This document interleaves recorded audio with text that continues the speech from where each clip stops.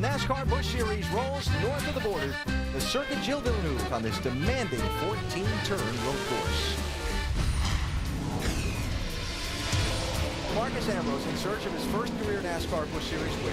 Robbie Gordon behind him. Big pile-up down in turn 2. Robbie Gordon to the inside for the lead. Ambrose goes back on him. Who is leading the race? When did the caution come out? Where are they going to put Robbie Gordon? We need to get behind the 30, or we're going to get black flag. Get black flag after the race. I'm staying here. They are putting the black flag up for Robbie Gordon. And indeed, Gordon will hit Ambrose. If you want to know my opinion, I won the race. I'm not mad. I'm just disappointed. We'll appeal it. We won this race. Kevin Harvick wins here in Montreal. What a bizarre finish. That was the slugfest. That was the NASCAR Busch Series race at Montreal 1 week ago. And Marcus Ambrose thought he might finish and have his win, but he finished 7th. Instead, he starts 7th today. So let's visit with our in-race reporter, Marcus Ambrose, driver of the Kingsford Ford. Marcus Ambrose, Rusty Wallace, ESPN. You got us? 10-4, buddy. I got you. Marcus, you had a good qualifying run out there, but you lost all your race practice. You concerned about the way the car is going to handle during the race because you lost the practice?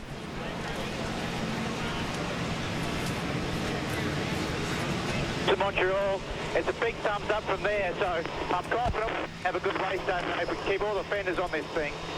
It's a straight-up car. There's nothing to stay good for the long haul, too, on these tyres. All right, Marcus, thanks for talking to us. Have a good race. We'll talk to you later. Marcus Ambrose finished 7th last week after that tap on the final lap in Montreal. Thought he was going to be on his way to his first ever NASCAR Busch Series victory. He's our in-race reporter today. Starts back in 7th position.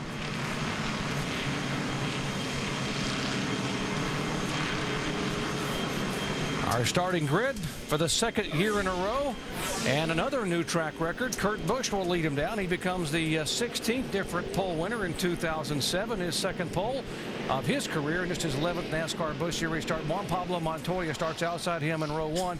There's Robbie Gordon, and toward the front, Scott Pruitt. So many great stories here as you watch the grid go by among these drivers, and some really good road racers in this field today. Jerry, there's a lot of big stories out there today, but still the big story, I think, is keep it on the track. I've talked about it a lot.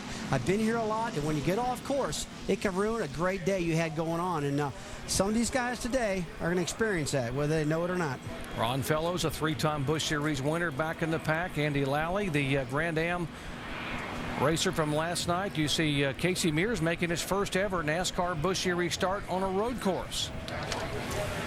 Yeah, but Patrick Carpentier, take a look at him. He's starting in row 11. He's going to have a great run, probably run so good at Montreal last week, I'm sorry.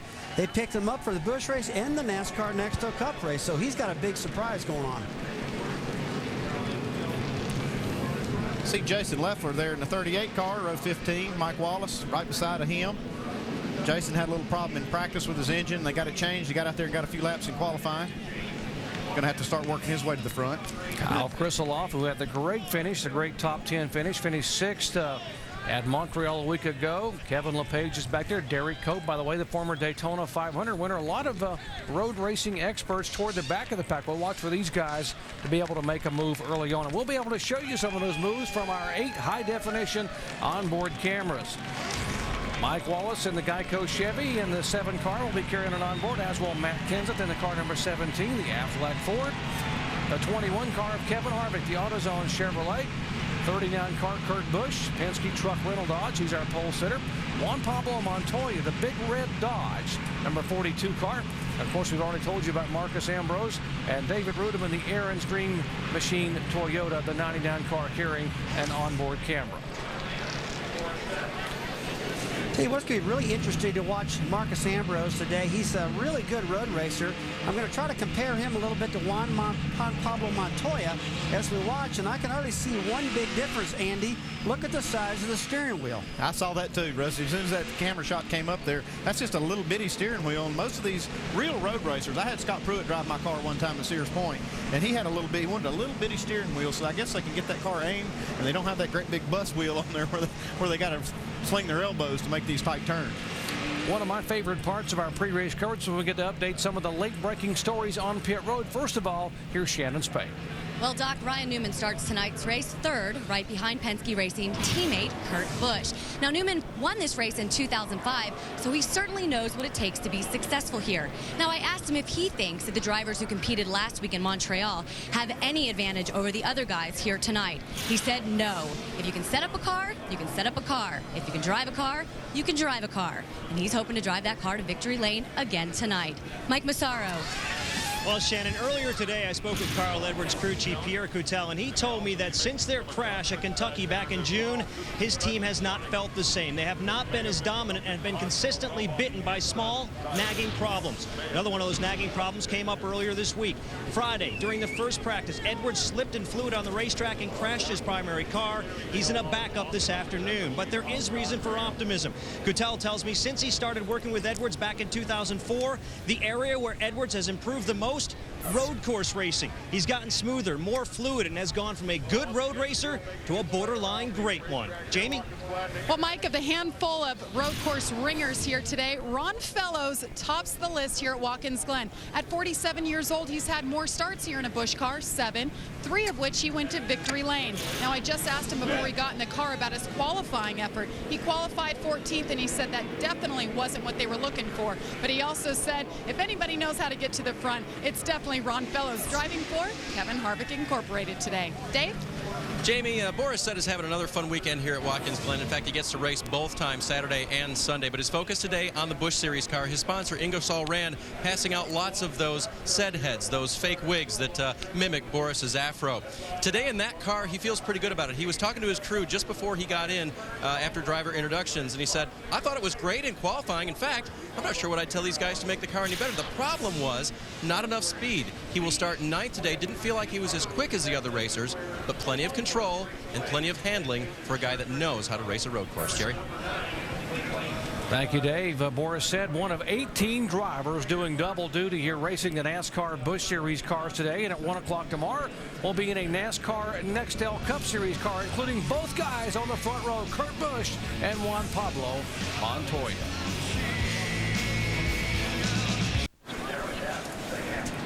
Welcome back to Watkins Glen International.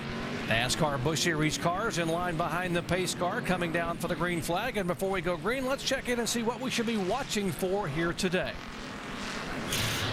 Well, on a road course, this fuel mileage and pit strategy is so important, and these guys are going to be really paying attention to it, trying to get every drop of gas they can in these cars and get as many laps as possible out of those gallons of gas. And then gears and brakes. These gears, the transmissions, they got to shift these things I don't know how many times a lap, and they'll be hammering those things. And the brakes are so important here because they've got these long straightaways they got to get stopped for. And then keeping it on the asphalt and keeping it out of these gravel pits. Because if you get in those gravel pits, sometimes they have to call a tow truck to come get you, and it can cost you more than a lap and kill your day. Tell you what, they're going to shift about 10 times a lap, and the feet on these drivers are going to be completely wore out. You take a look, most drivers are gassing with the right foot and also braking with the left foot. They used to do a lot of stuff called heel-toe shifting.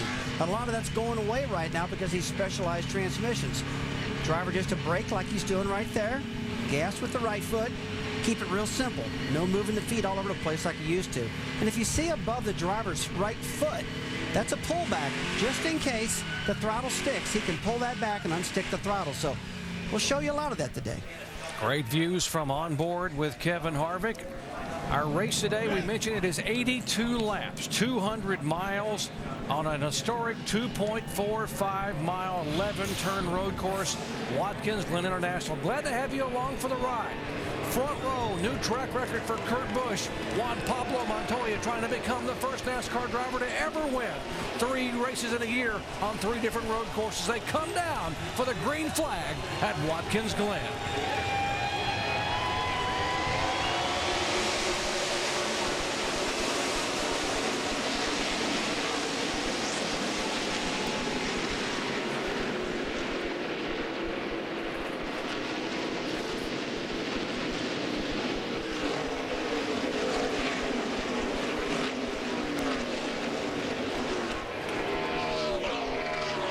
Contact in the yes says it is Ron Fellows into the side of the guy who owns his car, Kevin Harvick.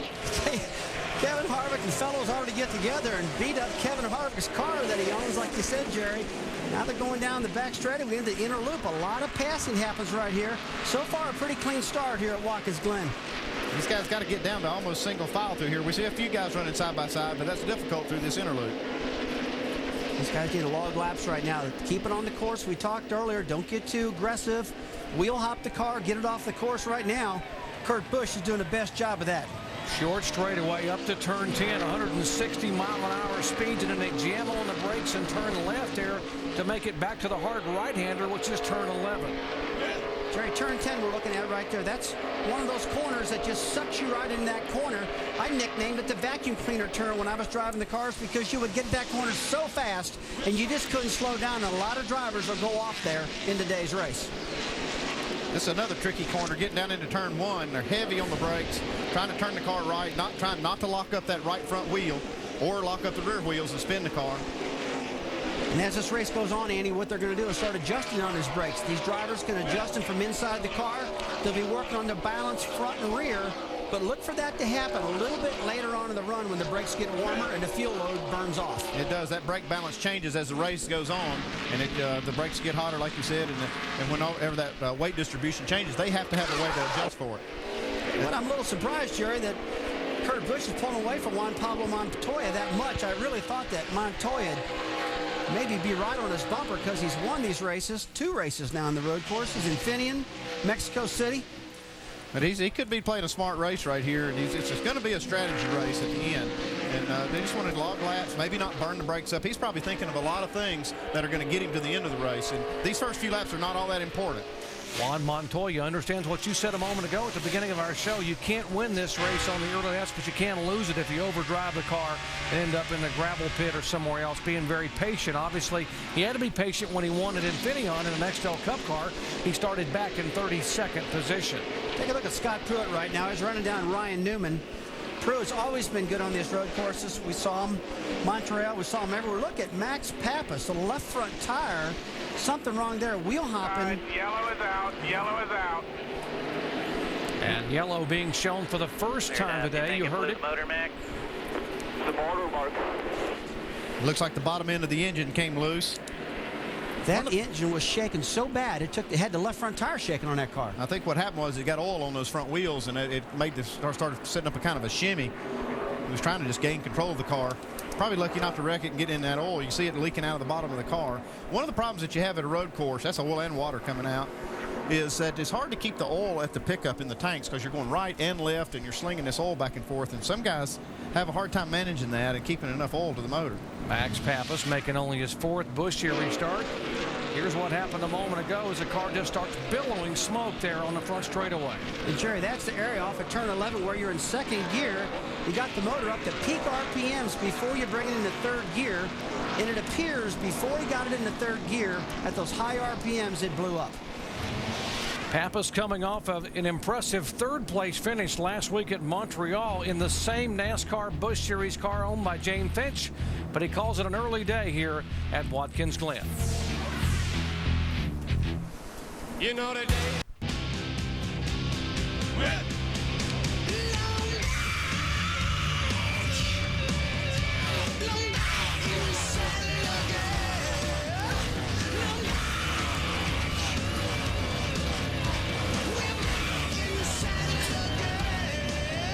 Back in the saddle at Watkins Glen, early laps of the Zippo 200 top 5. Kurt Busch, Montoya, Newman, Pruitt, and Jeff Burton after 3 of 82 laps. We are under caution for the first time today. The Max Pappas car number 1 having troubles coming out of turn 11 and apparently erupting an engine, smoke billowing from beneath the back of this car as he had a problem in the bottom end of his Chevy engine. Yeah, these road courses present a big challenge to these teams to keep oil supplied to these engines because they make these right and left-hand turns. And so what we have here, as we go inside of our engine here, we can see if this car or this engine ever loses oil, it'll burn these bearings out of the bottom end of the engine. And then once it keeps running without oil, you break the parts in there and it comes flying through the oil pan, and then you see all of that other stuff coming out, and you're done for the day. So that's what happened with the one car. And the field passing by. Very few cars on pit road. Jeff Burton, a bit of a surprise, is in. So is the 21 car of Harvick and the 15 of Paul Menard. Let's check in with Dave. And Kevin Harvick is coming in because he thought he might have a little bit of damage on the left front fender. I couldn't see it just from the angle that I had there, but he may have run into the 33 of Ron Fellows at some point on the racetrack. So they decided to come in, check it out, take on 4 tires if not very many came down pit road, and start where they started last week, which is the back of the pack. And remember, they won the race. Tell you what, starting at the back of the pack here, that's a tough one to do, and this was awful early for these guys to pit. I'm really surprised they came down pit road that early, so it's yet to be seen what's going to happen. I would understand why maybe some of the cars toward the back of the pack would come in, but I'm a little bit confused as to why maybe some of the other cars. Here's what happened to Harvick on the very first lap. There's the contact there with Ron Fellows. I could see why maybe Kevin Harvick would come in. He's concerned about his car, and if you get it fixed, you got some damage now, you get it fixed, you can start working your way back to the front, and Kevin Harvick's team and him, they're good enough to do it. But I don't think that you'll see, this early in the race, that being the right strategy to come in and pit. The guy who looks like he's got most damage was Ron Fellows. The right front fender, as that car went by, it looked like it was bent into me. And Kevin Harvick didn't get that much damage out of it. So a little precautionary measure going on right now to Harvick. But what's a big price to pay, guys? Andy, I'm just wondering why the 29 would pit Jeff Burton or possibly Paul Menard. Those guys are in the top 10 here with only 3 laps in. Unless they can get some mileage that I haven't been able to find anybody to be able to get, I don't think that they can make it on 2 more stops from here. So, on 1 more stop. So I don't understand why they would do it. We will check on their pit strategy, and as we continue under yellow here for the first time today, an engine erupting in the Max Pappas Chevrolet. Kurt Busch, our leader early on, back with the green in just a moment. 2007 has provided Dario Franchitti with the most memorable moments of his career. He won the Indy 500 for the first time, but last week his dream season almost came to a crashing halt as Dario went airborne in this multi-car incident. Miraculously, Franchitti walked away from this wreck and walked away with his points lead intact. 4 races to go, and Dario still in search of his first championship. His next step starts tonight in Kentucky, immediately following the NASCAR Busch Series race from Watkins Glen.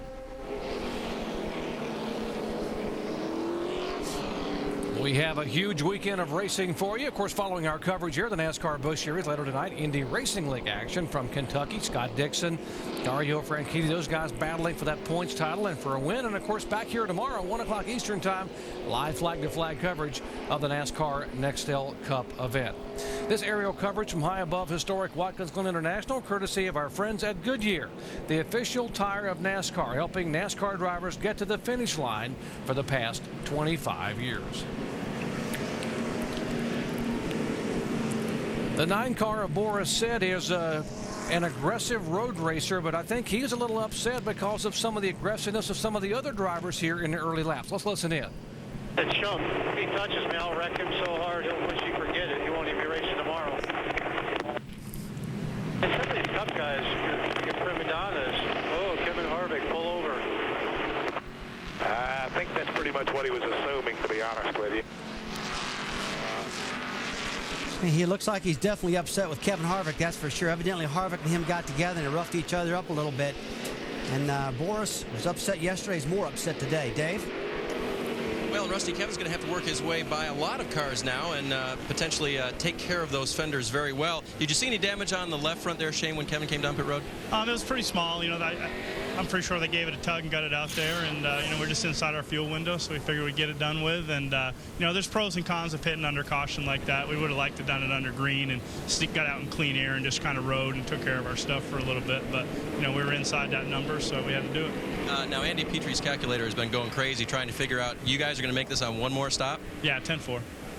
Okay, Andy, go back to work up there because Shane says 1 more. Yeah, I've been working my calculator. These guys are gambling on having some caution laps, and it shows you just how much these guys are willing to gamble on this strategy to try to get up front.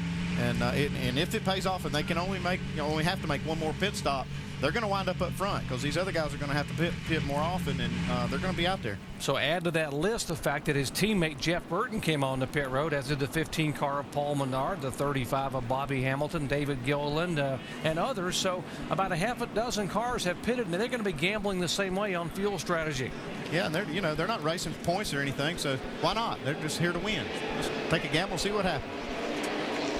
Pace car pulling away from high above turn 11.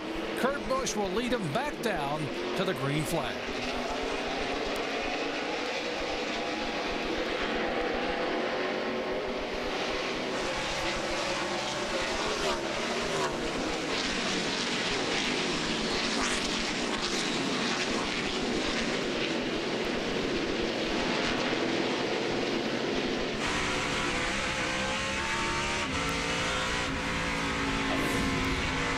Along with Matt Kenseth back in 11th spot. He's looking at the rear bumper of the 33 car of Ron Fellows. Saw Brad Coleman get pretty aggressive with Boris Said on the start of this race. Now he's looking inside now. Try to make another pass on Boris. Boris is probably tired of the old guys and the young guys, isn't he? I think if Brad Coleman would have heard his radio a while ago, he maybe wouldn't be aggravating him too much. His patience, Boris Said's patience is running a little bit thin. The 22 car of Patrick Carpentier. He's the driver we talked about who made his first Busch start a week ago from the pole and finished second, trying to hang on right in front of the 5 car of Casey Mears. With more on Carpentier, let's check in with Shannon. Well, that's right. Patrick Carpentier drove open wheel cars for so long, and he says he really feels comfortable in these stock cars. In fact, he says he feels a lot better in stock cars. He said every time he would get in an open wheel, he would feel tense and uptight. Feels very comfortable.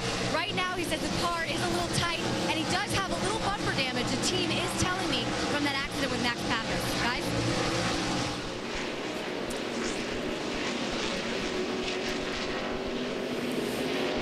Patrick Carpentier, he's really impressed me, guys. All through practice, he's been strong. Take a look at Casey Mears ducking inside right now, getting in the entry of the S's. Can't make the pass. Carpentier holding on. A lot of speed up through here.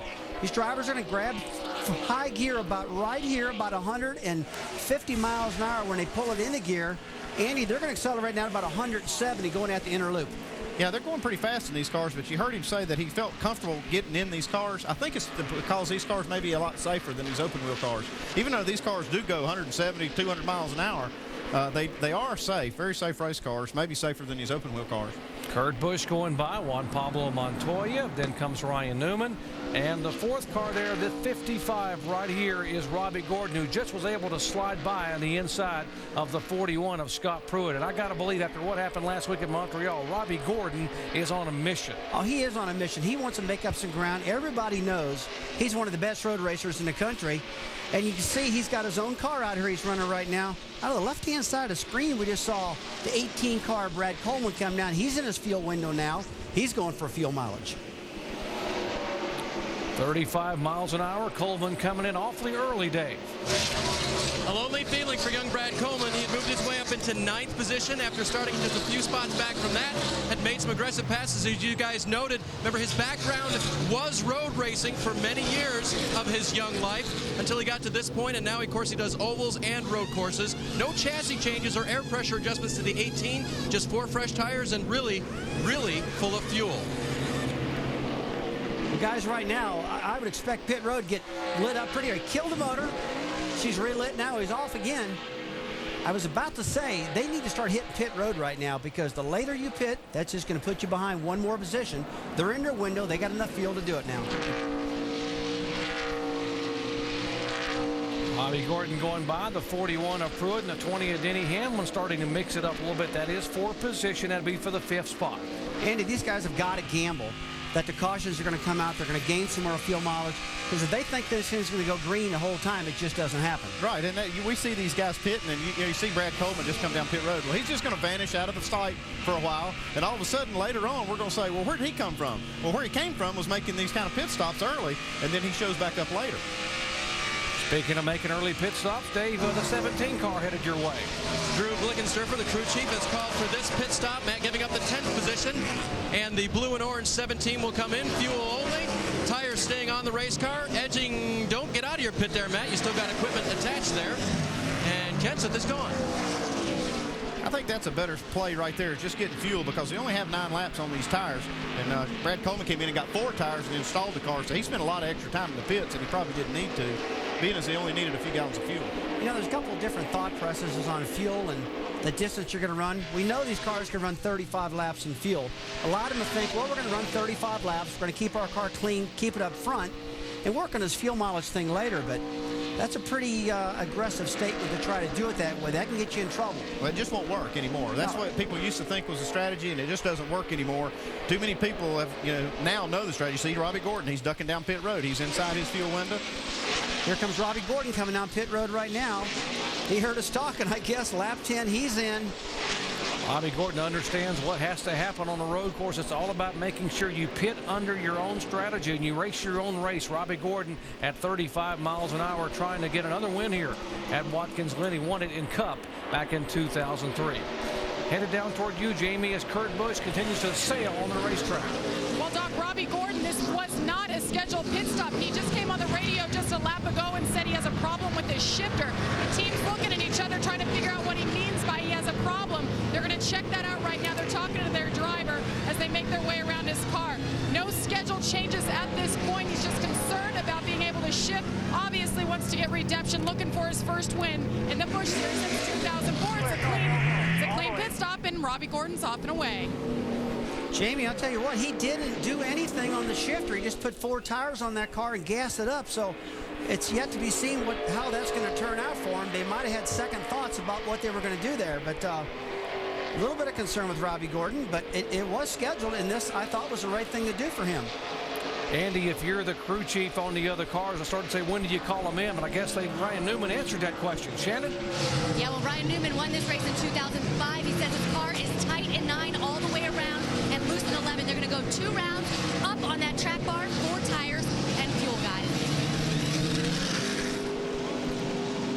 2 rounds on the track bar. What are they trying to do with the 12 car? They're trying to just make the front end turn a little bit better. It kind of maybe unhooks the rear tires a little bit, but it does help the front tires grip some and take some of that push out of the car. Jamie Little?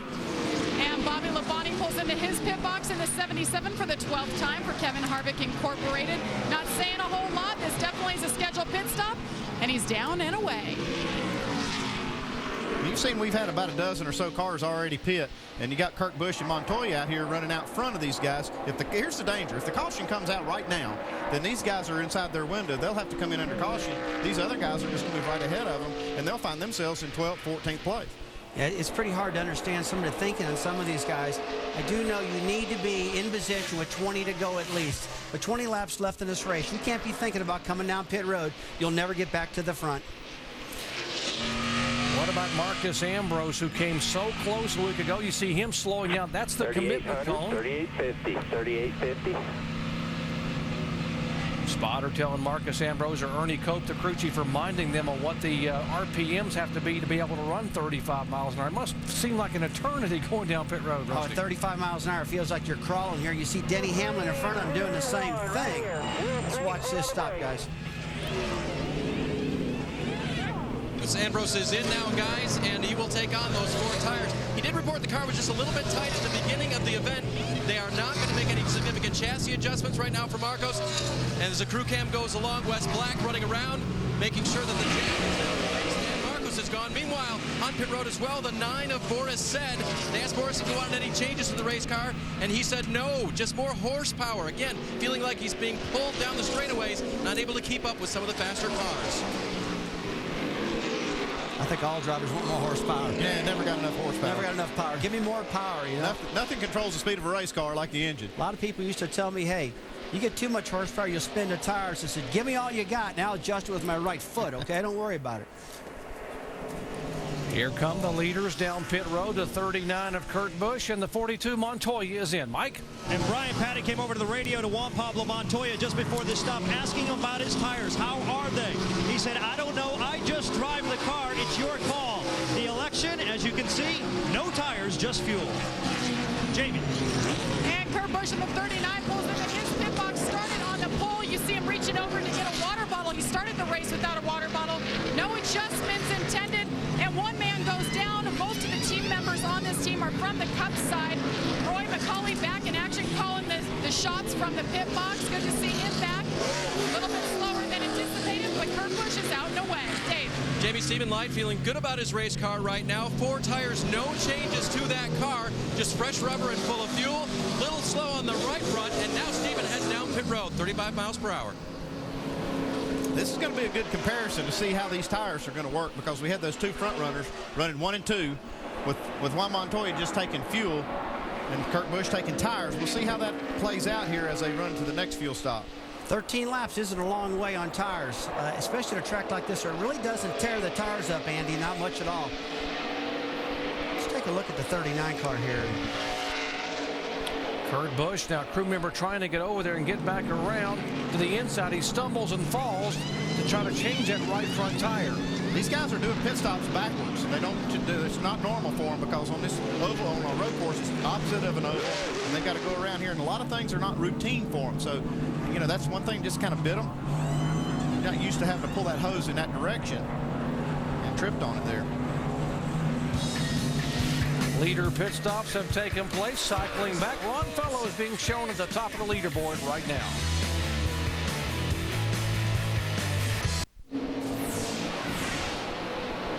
Back in Watkins Glen, New York, Watkins Glen International, the historic raceway. There's the leader, 33 car, Ron Fellows, who has not been on pit road as of yet. And the 37 car, Greg Biffle and Patrick Carpentier. None of those top 3 cars have made a pit stop as of yet. The 20 car has been on and off pit road twice. Why twice? Because they had an issue on their pit stop. See, then finishing up on the pit stop right here in the right front tire changer. See him go for a lug nut right there hooked to his helmet. There's got some extra ones sitting there, and it made it look good. Looked to me like he got it on, but evidently the official said that it wasn't on there. Made him come back and put it on. It's pretty cool having a lug nut velcroed to the front of your helmet where you're hitting those lug nuts, and all of a sudden you see one fall off, and you grab up to your nose on your helmet, unvelcroed, stick it right back on the lug nut. That's we used to put them in our mouth. I started when we saying, didn't wear helmets, we'd put them in our mouth and have an extra one in there. But you used to have them also hooked to your belt also on a piece of wire, didn't you? It takes too long to get to them there, though. That's old school, You just spit one out of your mouth, stick it on there. All right. 36, Brent Sherman on and off and back on the racetrack. Has some damage on the right front, some sheet metal, gets it back on and back underway. And we do not have a yellow. Brent Sherman went off course. When he did, it actually broke that air dam. It's like missing a tooth on the front of that car. Look at that right front corner. That plastic they used in front of these cars is real brittle. Yeah, that gravel will just chew up the front end of these cars when it goes in there. Went off the course, just coming up toward turn 10 here, just where the gravel pit is. There he is. Look at that. Looks like he's going through a mud hole over there. That's gravel. He's staying in the throttle. He doesn't want to get stuck. And look at his valance all broke off right now. Look at that right front tire up and down. That is horrible on a car. That beats a car. I'll tell you, it is time. hard on the car, but it is very, very safe. That helps these cars. If they ever go off the track right there with no brakes or have a problem, that gravel really slows the cars down before they get into that guardrail over there. So it's a big safety feature on the racetrack. Looked like he was driving through a plowed field with all the bumps and gravel piles and mounds. Ron Fellows, a 3-time winner here in the NASCAR Busch Series, veteran road racer, former Trans Am champion, has yet to be on pit road here in the 33 car.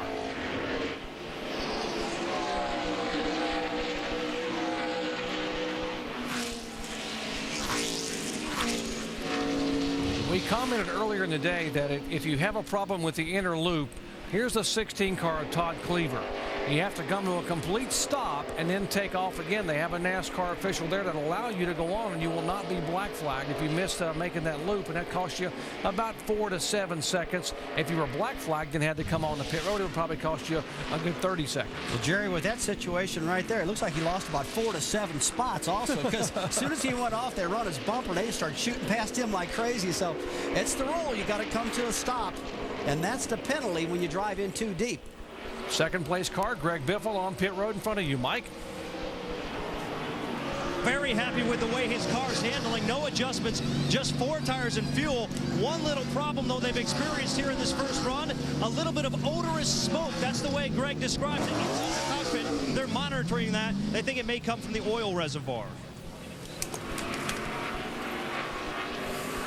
And a lot of drivers can, their nose can tell them what a problem. They can tell them if they have a rear end gear problem, if they have a transmission problem, or if it's an oil issue, just based on the smell in the car. The cars definitely have big time difference in smells. The rear end grease and the transmission grease, Jerry, smell a lot different than regular engine oil. And also these cars, the coolant in them, you can smell the coolant, see the steam.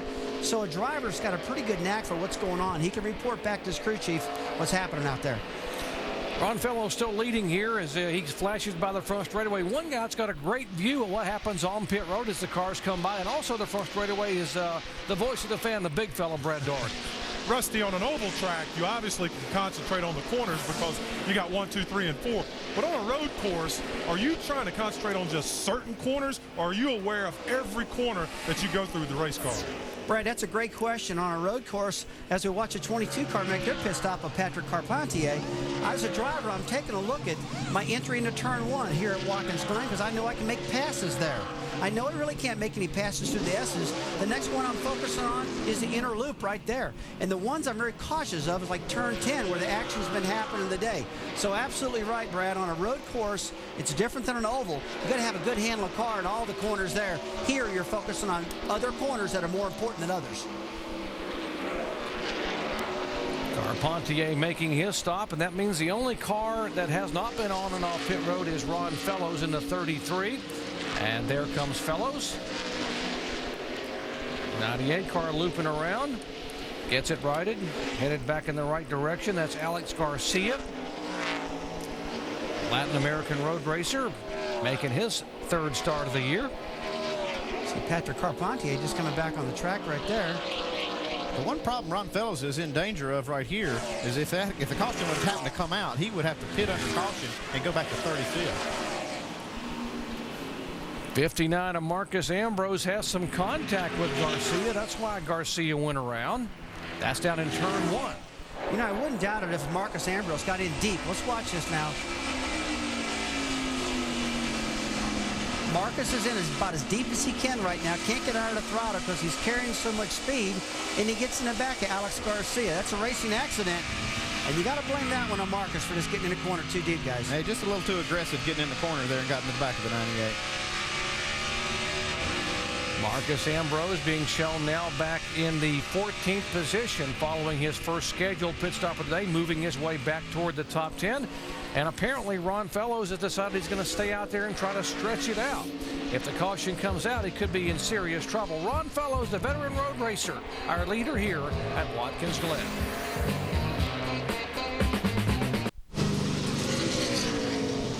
Ron Fellows on pit road here at Watkins Glen. 2 laps ago, he radioed his crew. Think I have a right front tire going down. He stayed on the track for 1 more lap, complained that it was vibrating badly during that lap. He came in now, changed 4 tires, and they tried to pull some tape off the front of the car, but Alan, I don't think they got that off of the front grille. Fellows finally on pit road. And so that puts Kevin Harvick into the lead after the round of pit stops is finally completed. You know, I've been watching this Ron Fellows crew and trying to think about what they're doing. We've been talking a lot about their strategy. And Andy, I want to throw this up your way. How do you win the race if you do the same strategy everybody else does? You don't. So what if Fellows' crew was trying to run the full fuel load there, then short pit the second time to get their advantage because they knew everybody else was going to stop sooner than them? You got to do something everybody else isn't to have a shot, right? Well, yeah, Alan, these guys, a lot of them have been sitting, laying awake at night thinking of different strategies for a road course. And there's so many things and so many elements to a road race that, you know, there's going to be something play out here that I'm not even aware of because I don't think, for me, that wouldn't have been the right strategy. But it is definitely the different strategy from these other guys. So maybe it'll work for them. We'll see. And so the key going forward for Kevin Harvick, the race leader, and his teammate Jeff Burton, who both stopped very early at lap 4, is, are they going to get enough caution laps to make the finish? We heard from Shane Wilson, the crew chief. He said, we're good. He sounded pretty in control. But I don't know. We've been clean so far, except for the 1 caution early at lap 2 when the engine blew on the Max Pappas car. Take a look at the foot cam right here. Kevin Harvick's using his right foot for the throttle like everybody does. He's got that pullback on top of his right toe in case the throttle sticks so he can unjam it. He's using both feet to drive this car, braking with his left foot, and he's not using the traditional heel toe that people used to talk about. You see he's just down, he's patting the throttle as he shifts. Back in the throttle wide open. He's shifting now. Right there, he shifted. Out of the throttle, in the corner. Back in the gas.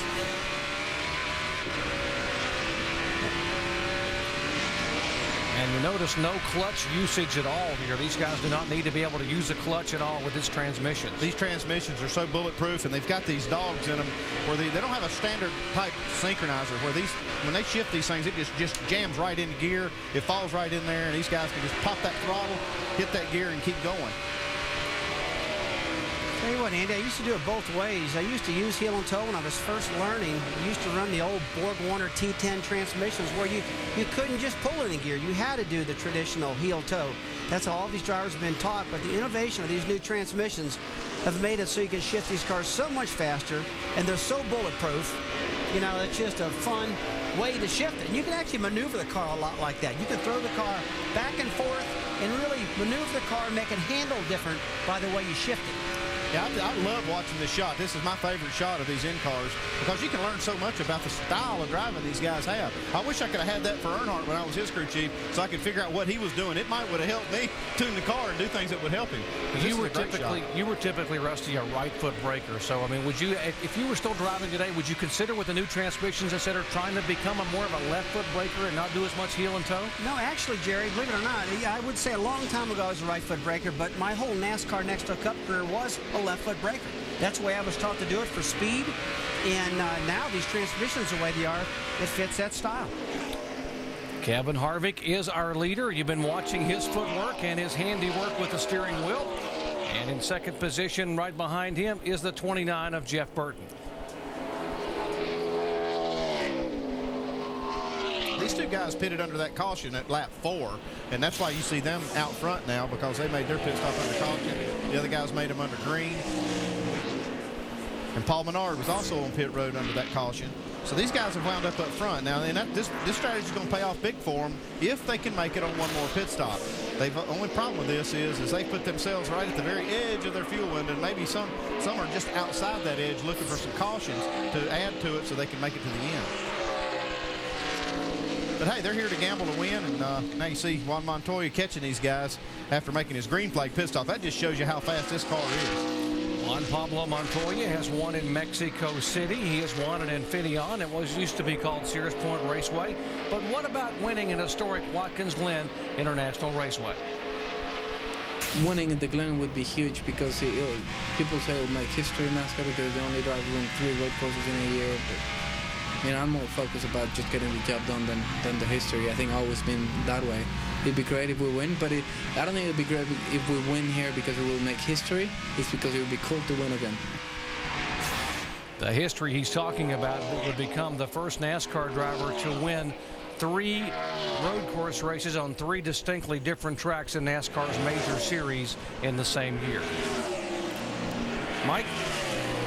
And, Doc, there's another reason why a victory this weekend would be special for Juan Pablo Montoya and this team, because basically after this weekend, that team, the 42 Busch team, will essentially shut down, or at least get away from competitive racing. The 42 team is going to be given new roles. I've been told this morning those guys, most of them anyway, will become a test team, a team dedicated to testing car of tomorrow stuff for Team Ganassi Sabates. And, a lot of these guys in this team would love to walk away with a victory this afternoon. Looks like they got a car good enough to do it. We're looking at lap times here. Juan Pablo Montoya is running the fastest laps on the racetrack, and he's running these guys down quick. Just over a year ago, he decided to come back from Formula One to NASCAR and drive for Ganassi Felix Sabates, a 38 car. Jason Leffler just spinning. Last ride is too bad here. See if you can deal with it. Got a cone, but there is no full course yellow. Just spun and got back underway. Leffler in the Toyota. And will lose about a half a dozen spots, and now is being passed by David Reagan and the 47 car of Andy Lally.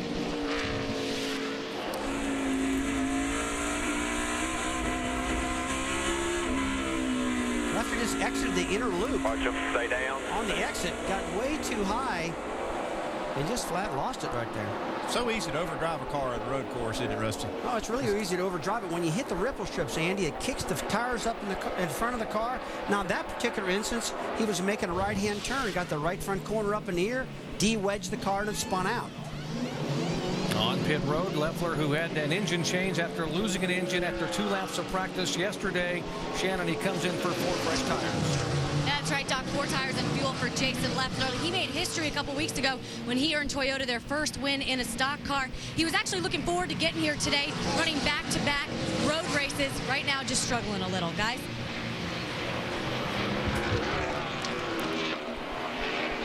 Back up front, the 21 car of Kevin Harvick. He went from worst to first a week ago at Montreal, picking up his 4th win of the season, his 31st career win. And by the way, the first ever win for Richard Childress Racing in a NASCAR Busch Series road course. Kevin Harvick, the leader at the Glen.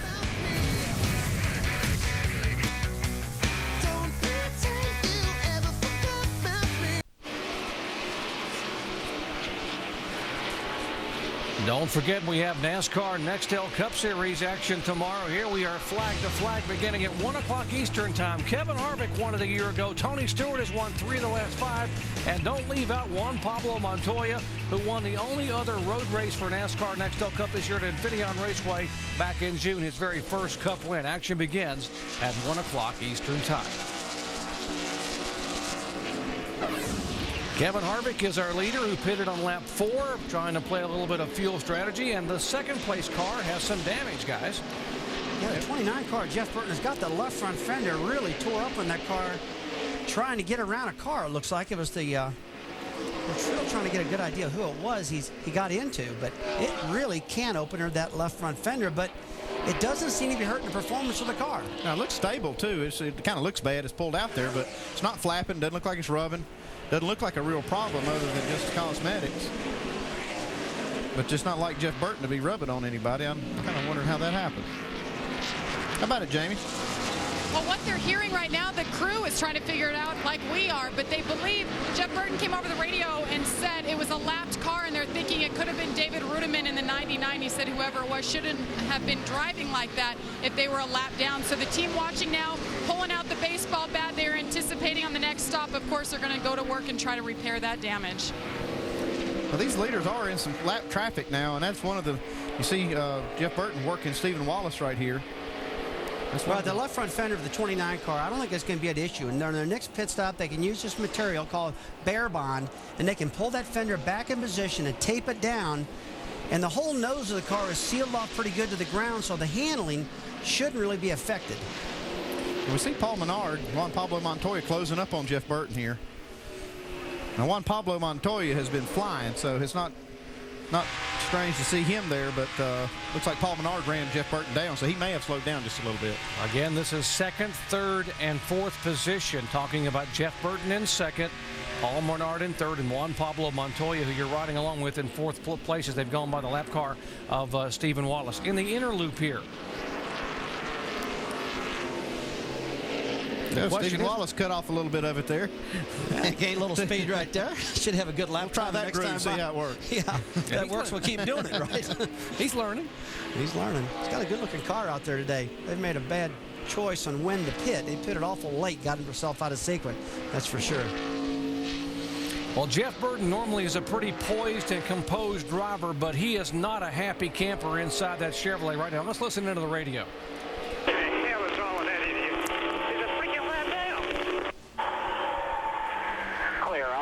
He was fighting with the 66 for the lucky dog, but you're right on the idiot part without a doubt. Good job.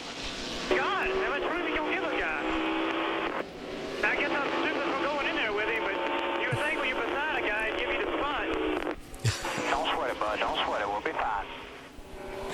I tell you what, when you're out there running and you're in the lead lap, you think that everybody else that's a lap down is an idiot. That's for sure. I'll tell you one thing Schrader said one time. He says, I was the idiot for getting out on the same racetrack with him. Oh, I used to do that at the same time. I'd be out there leading the race or running the top 5 or whatever. Get around a lap car, and my gosh, you get so mad. But, you know, those guys they got their own race going, too, and they're trying to get their laps back. David Rudiman was. That's the driver he's talking about, the 29 car of Burton. And frustration just said, they'll calm down. Jamie, got more? Well, you guys are talking about Jeff Burton. He usually doesn't get fired up like that, but his crew chief, Pat Smith, cool as a cucumber, telling his driver it's all right, just stay calm, your lap times are good. Now, you guys talked about what they're going to do on that next stop. They're going to use this Bear Bond tape. This is what it looks like. It comes in sheets like this, and they'll basically just tear it off, and it's sticky right here, and they'll stick it over that part that's damaged on the left front of the car. But first, they're going to take a baseball bat, just like you play at home Little League, and they'll beat that down, and then they'll put the Bear Bond tape on there. So that's a great thing about racing in NASCAR. They can beat and bang, put some Bear Bond tape, and they get right back out on the track. No harm, no foul. Right, Rusty? Andy, what about that? You can sculpt a car with a baseball bat and use Bear Bond. Bear Bond has got to be the most incredible material, guys. You can take that stuff, and it sticks to almost anything. It'll stick to, a car that's got a lot of oil on and stuff because it's so wide and so tacky, and it's a great piece to use to fix a car, don't you think, Andy? We do all this stuff in the wind tunnel trying to tweak these cars, and then you take these ball bats to fix them during the race. Now, you can't see any damage physically on the 99 car, but let's listen in to when this actually happened.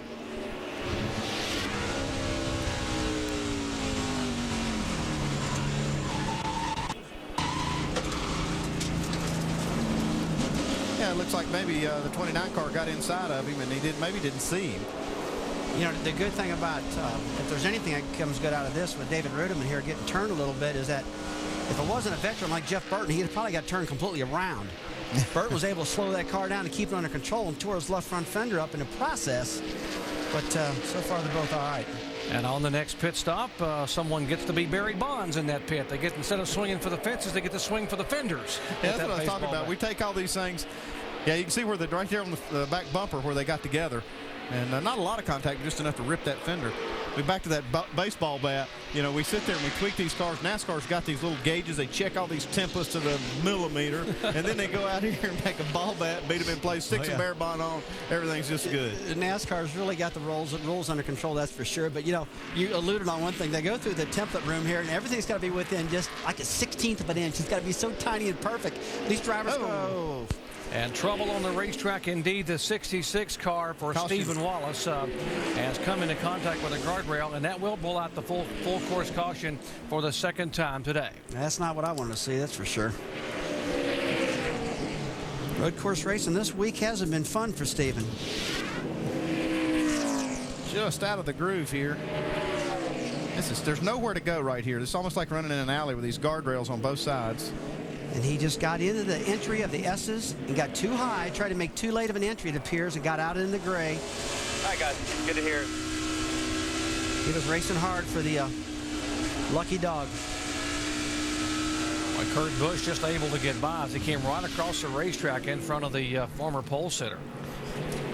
Lucky there wasn't a lot more cars coming because there's nowhere to go there. You got guardrails on both sides. Tell you what, the learning procedure for Stephen this year has been a long and tough one. It really has. We're looking forward to the second half of the year for everything to be a lot better.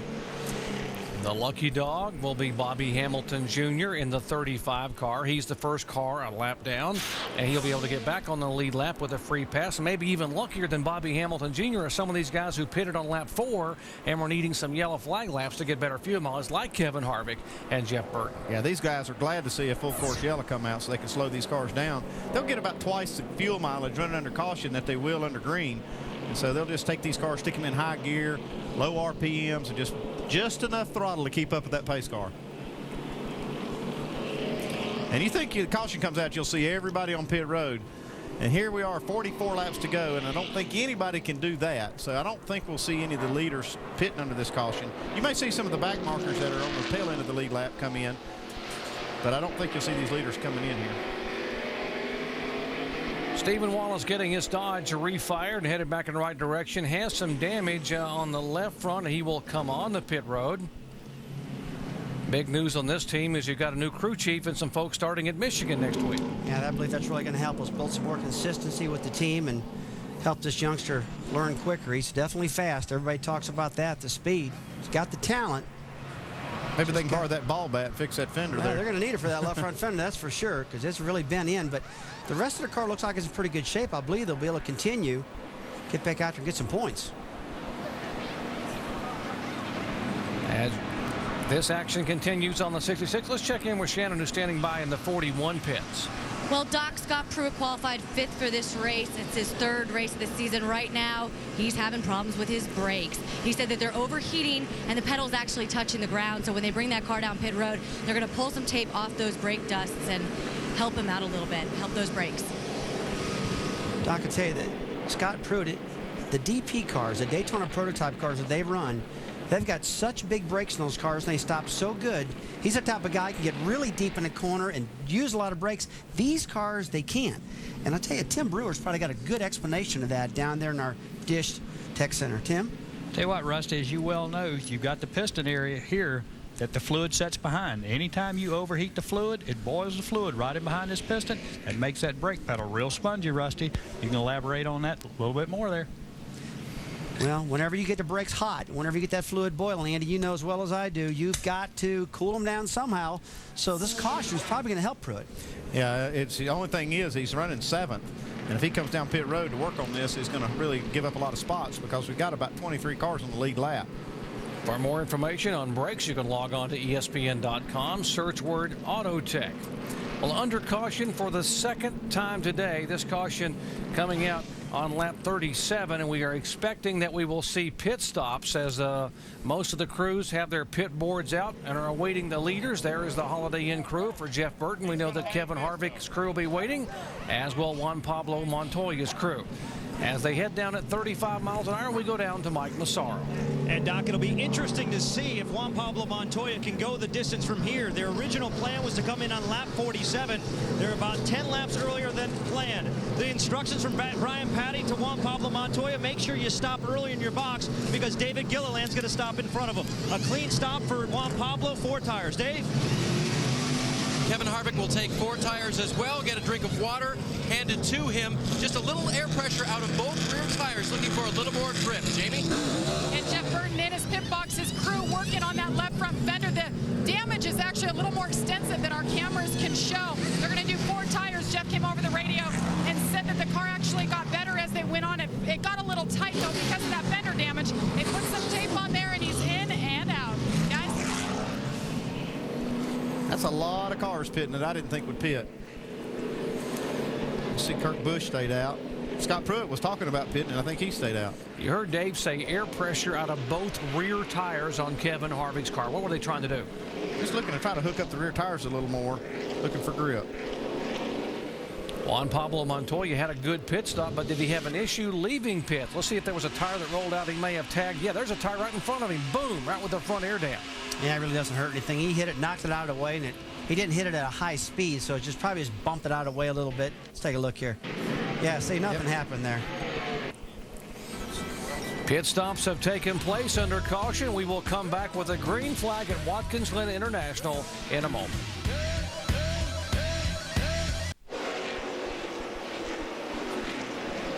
Welcome back to Watkins Glen. The green flag just waving, and it's a wave to go by. We have the 27 car of Jorge Guetters, who has come into contact with the guardrail.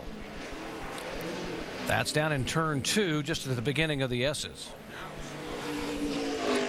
There is no full course caution. Remember, on road courses, it can be a local yellow, so he's got to get it righted and headed in the right direction. Here's what happened on the restart just a few seconds ago.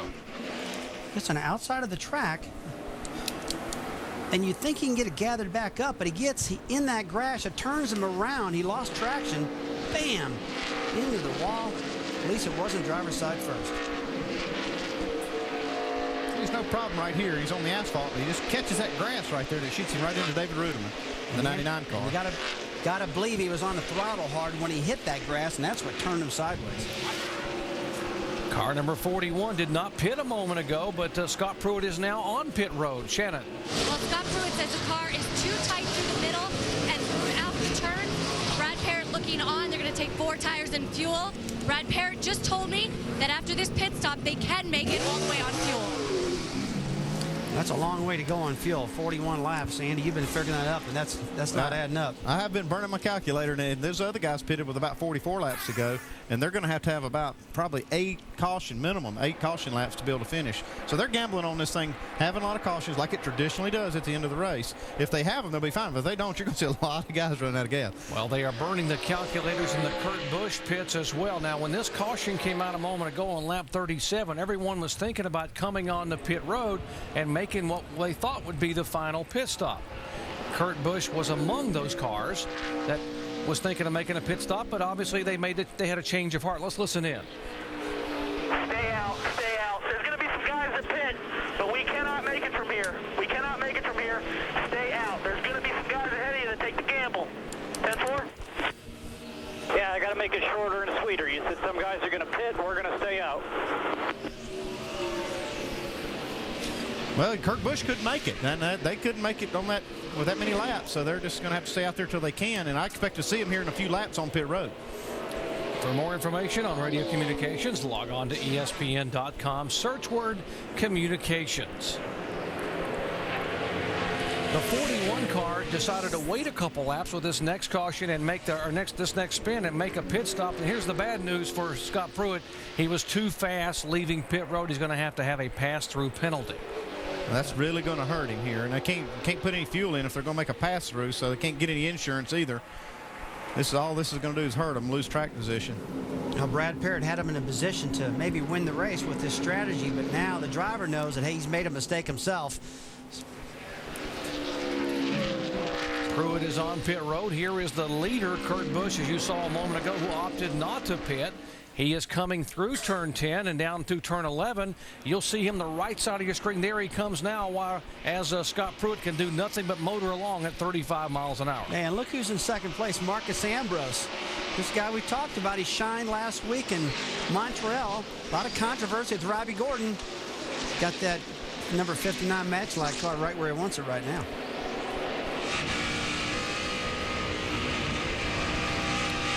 In the late laps 1 week ago at Montreal, at Circuit Gilles Villeneuve, Marcus Ambrose was running second and first. Thought he had a win coming his way. It didn't happen. Could it come his way here today?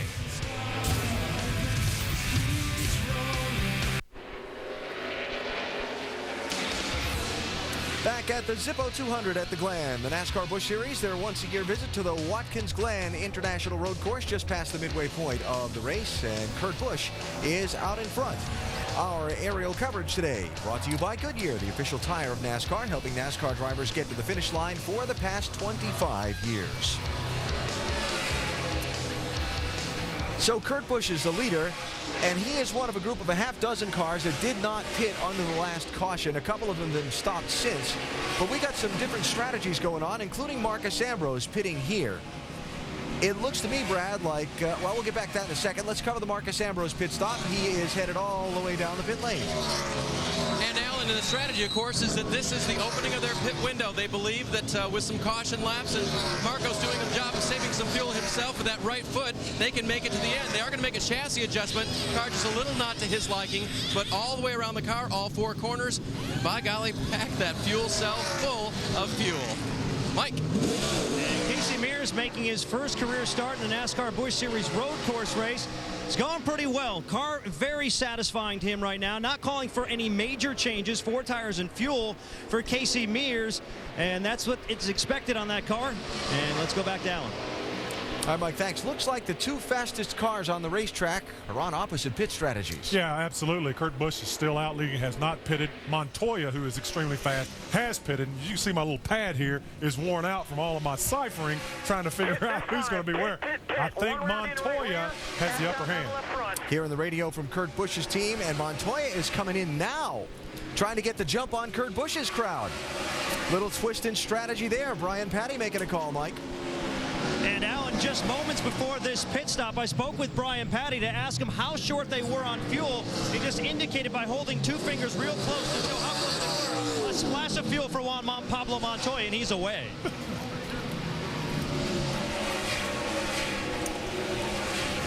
Well, I'm Pablo Montoya on and off pit road. And Andy, as a crew chief, I saw you jumping up and down using hand signals. What were you trying to tell those guys if they could have heard you? Well, just gas and go. I mean, they had just got tires about 7 laps ago under caution, and that just allowed them to come in here and get a splash of fuel to make sure they can make it to the end. Dave Burns? Stephen Light having a productive day, just going to gas and go. He stopped under that last caution, took on tires, also made a chassis adjustment to get the car right. They just added fuel this time to make it to the end. Stephen Light, you got to be impressed with this kid. He hasn't hit anything. He keeps the car in the racetrack all the time. All year long, they've had a good year. Real smooth. Kurt Busch finally in. We were waiting for him. Our leader coming on the pit road finally. He did not opt to pit on the previous stop. You heard they say they couldn't make it as he headed down toward you. Jamie? Well, Kurt Busch coming down pit road now. He's going to pull into his pit box. The crew is hoping that by waiting a couple more laps than anybody else, they will make it to the end of the race. No changes planned right now. You can hear crew chief Roy McCauley making the call. He was on the pit box last year when Kurt drove this car from the pole all the way to victory lane. Started on the pole today. The crew handing him a water bottle with a little bit of tape on top so we can spot how to uncork that water. Remember, they're pitting backwards for the first time this year on the Busch Series. And a caution on the track. Bad for the 39, you guys. Caution for the third time today being waved now here on with this 34 laps to go on lap 48 as the car of Kurt Busch heads off of pit road.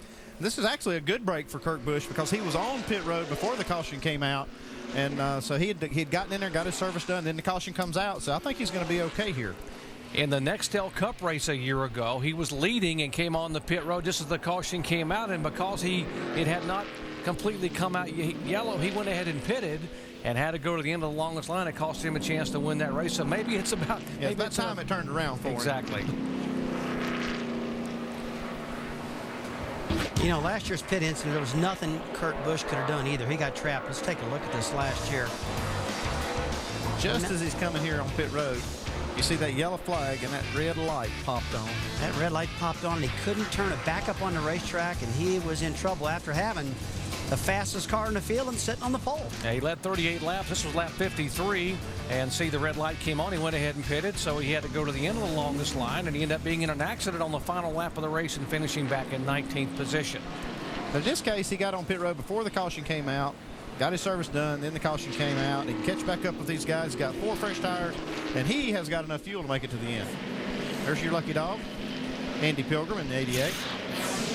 Driving the car owned by Dale Earnhardt Jr., fulfilling a promise his dad made to Andy Pilgrim about 2 months before his dad lost his life at Daytona. He promised Andy Pilgrim, I'm going to put you in a stock car someday for helping me, and Dale Earnhardt Jr. did it for his dad.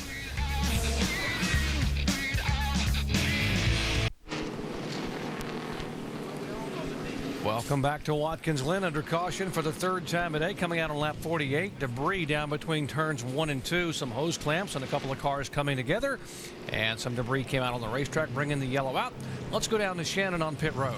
Patrick Carpentier making his second career next Busch Series start. He says the balance is pretty good, just the way he likes it. They're just going to make a slight adjustment for tires and fuel. They just did tell him when he pulled in that pit box to make sure that he just watches out for the number 12 car who's going to be coming in for fuel only in front of him. He is still a rookie in this series. Mike. Greg Biffle relinquishes the lead, comes down pit road, complaining the car was real loose. Make air pressure adjustments on all 4 tires, going up a pound and putting in a half round of wedge in the left rear. Thanks, Mike and Shannon. Fuel only in the 12 car. Brian Newman coming down. A lot of these guys coming down to get a little insurance fuel. Yeah, the one car I saw that didn't pit was Kevin Harvick. He's going to have to go about 43 laps to make it to the end. So he's kind of played his strategy out right here. You got Paul Menard right behind him in second place. These guys are trying to save a lot of fuel here as much as they can, counting on some more caution laps to be able to do it. By your calculations, they were going to have to push their mileage to close to 5 miles per gallon. It's got to be, but I guess under the caution, you're going to get that. Oh, you get great mileage right here. You can see they're going real slow, low RPMs. They're getting probably 10 miles to the gallon right here or more. And so more laps they can do this, the more fuel they can save. A lot of these teams that go back and look at the history of how these races unfolded and how many cautions they had and when did the cautions come, and they actually gambled, Jerry, on some fuel mileage things by doing that. While we are under yellow, let's check in with our in-race reporter in the 59, Marcus Ambrose, who's being shown back in 14th spot. Marcus Ambrose, Rusty Wallace, ESPN, you got us? Hey, Rusty, how you doing? Doing good, buddy. You're having a great race out there today. What's the car feeling like? It looks good from up here. Is it driving good?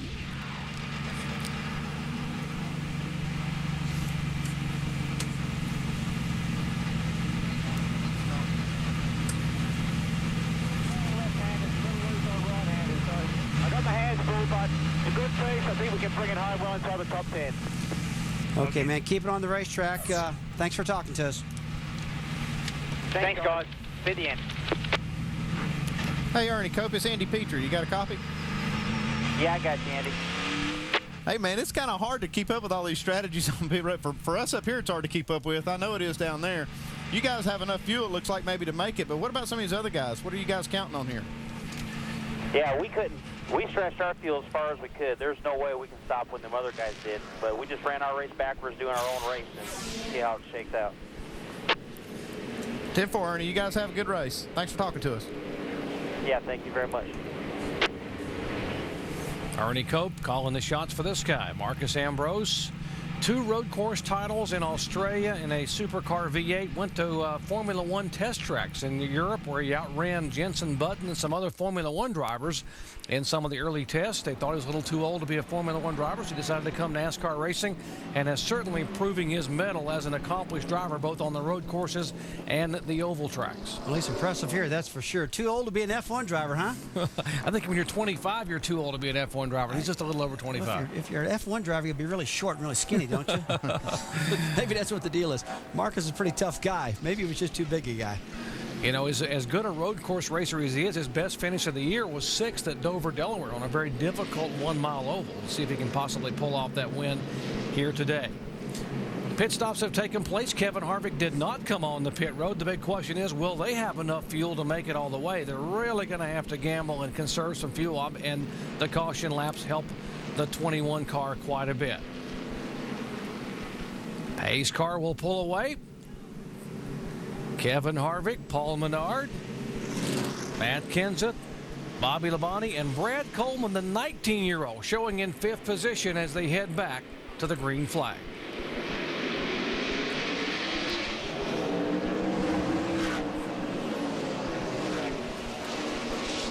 Man, Robbie Gordon's off in the grass, guys.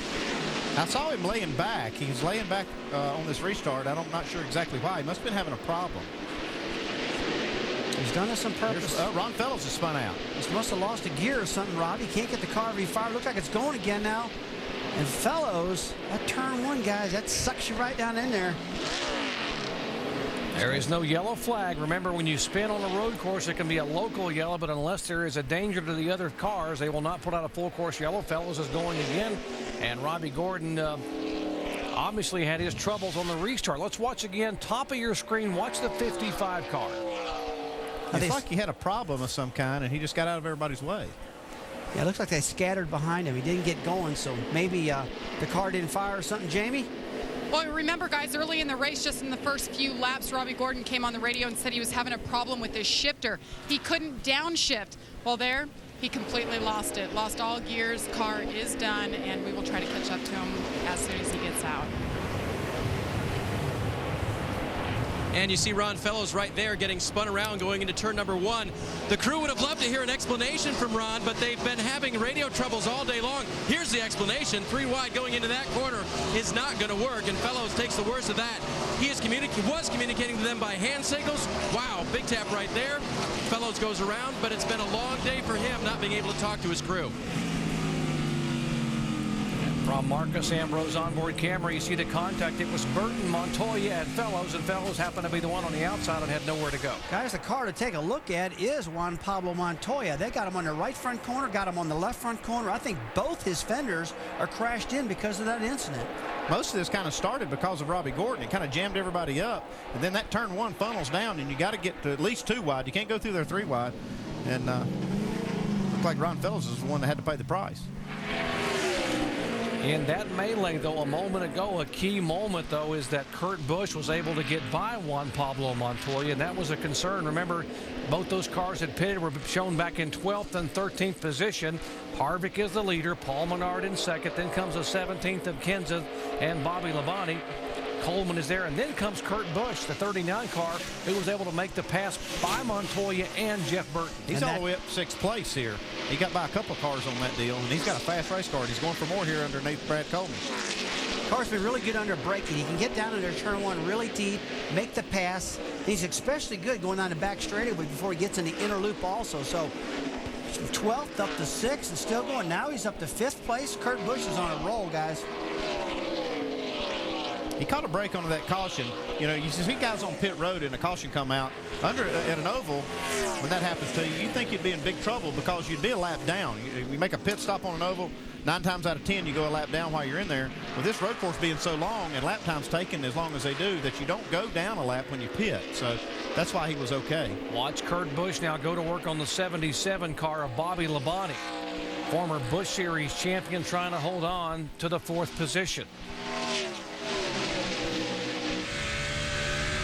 Turn 10, they're approaching Jerry right now. This is an area where a lot of drivers try to pass, get in here on the bottom, and they wheel hop and get out in that gravel trap. It's a corner that'll really fool you. And a lot of guys have ended up out there because of trying to pass in that position. Now, if he can get up under the 77 with some acceleration, he'll duck out and try to make that pass getting into turn 1. There he goes. Busch trying to outbreak him in turn 1. Rusty, you made the call. Can he hang on the inside? Well, he's got the preferred line right now, especially going on the entry of the S's right on the bottom. And now Jeff Burton does the same thing. You can see a little bit of smoke coming out of Kurt Busch's car, so he had those brakes just about locked up. He's getting all the good out of them getting into turn 1, but he makes it count. And that's where you make these passes on the road courses, on those braking zones. Now, generally, if you come off of turn 11 right on somebody's bumper, you can dart down in and try to make the pass, and that's what Kurt Busch did. That was an absolutely textbook pass right there. And if you take a look back in the screen here, guys, the 18 car of Brad Coleman, he just did the same thing with Bobby Labonte coming at the inner loop and past him doing that same thing. The 33 car of Ron Fellows, one of the victims on that restart a moment ago. Fellows, one of the early leaders, was in the sandwich on the outside and his car spun. Dave? And Jerry, we talk about communication problems with their radio, but communication is still very important. So Dan Stillman, the crew chief, didn't know if Ron would want to pit right after that spin. He said, guys, get ready, but don't get up on the wall. Stay off the wall, because remember, they're having communication trouble. The next time Ron goes by, if he stays out, we don't want you up on the wall telling him we want you to pit. We want Ron to make the decision. So even when you don't have radio communication, you find ways to send signals to your driver. That is a great point, Dave. Nonverbal cues are critical between drivers and crews. At 25 of David Gilliland spins around, gets it refired. Yeah, and that explains, I was talking about this strategy, that explains some of the things that were happening early in the race when Ron Fellows stayed out, you know, many laps past some of the other guys.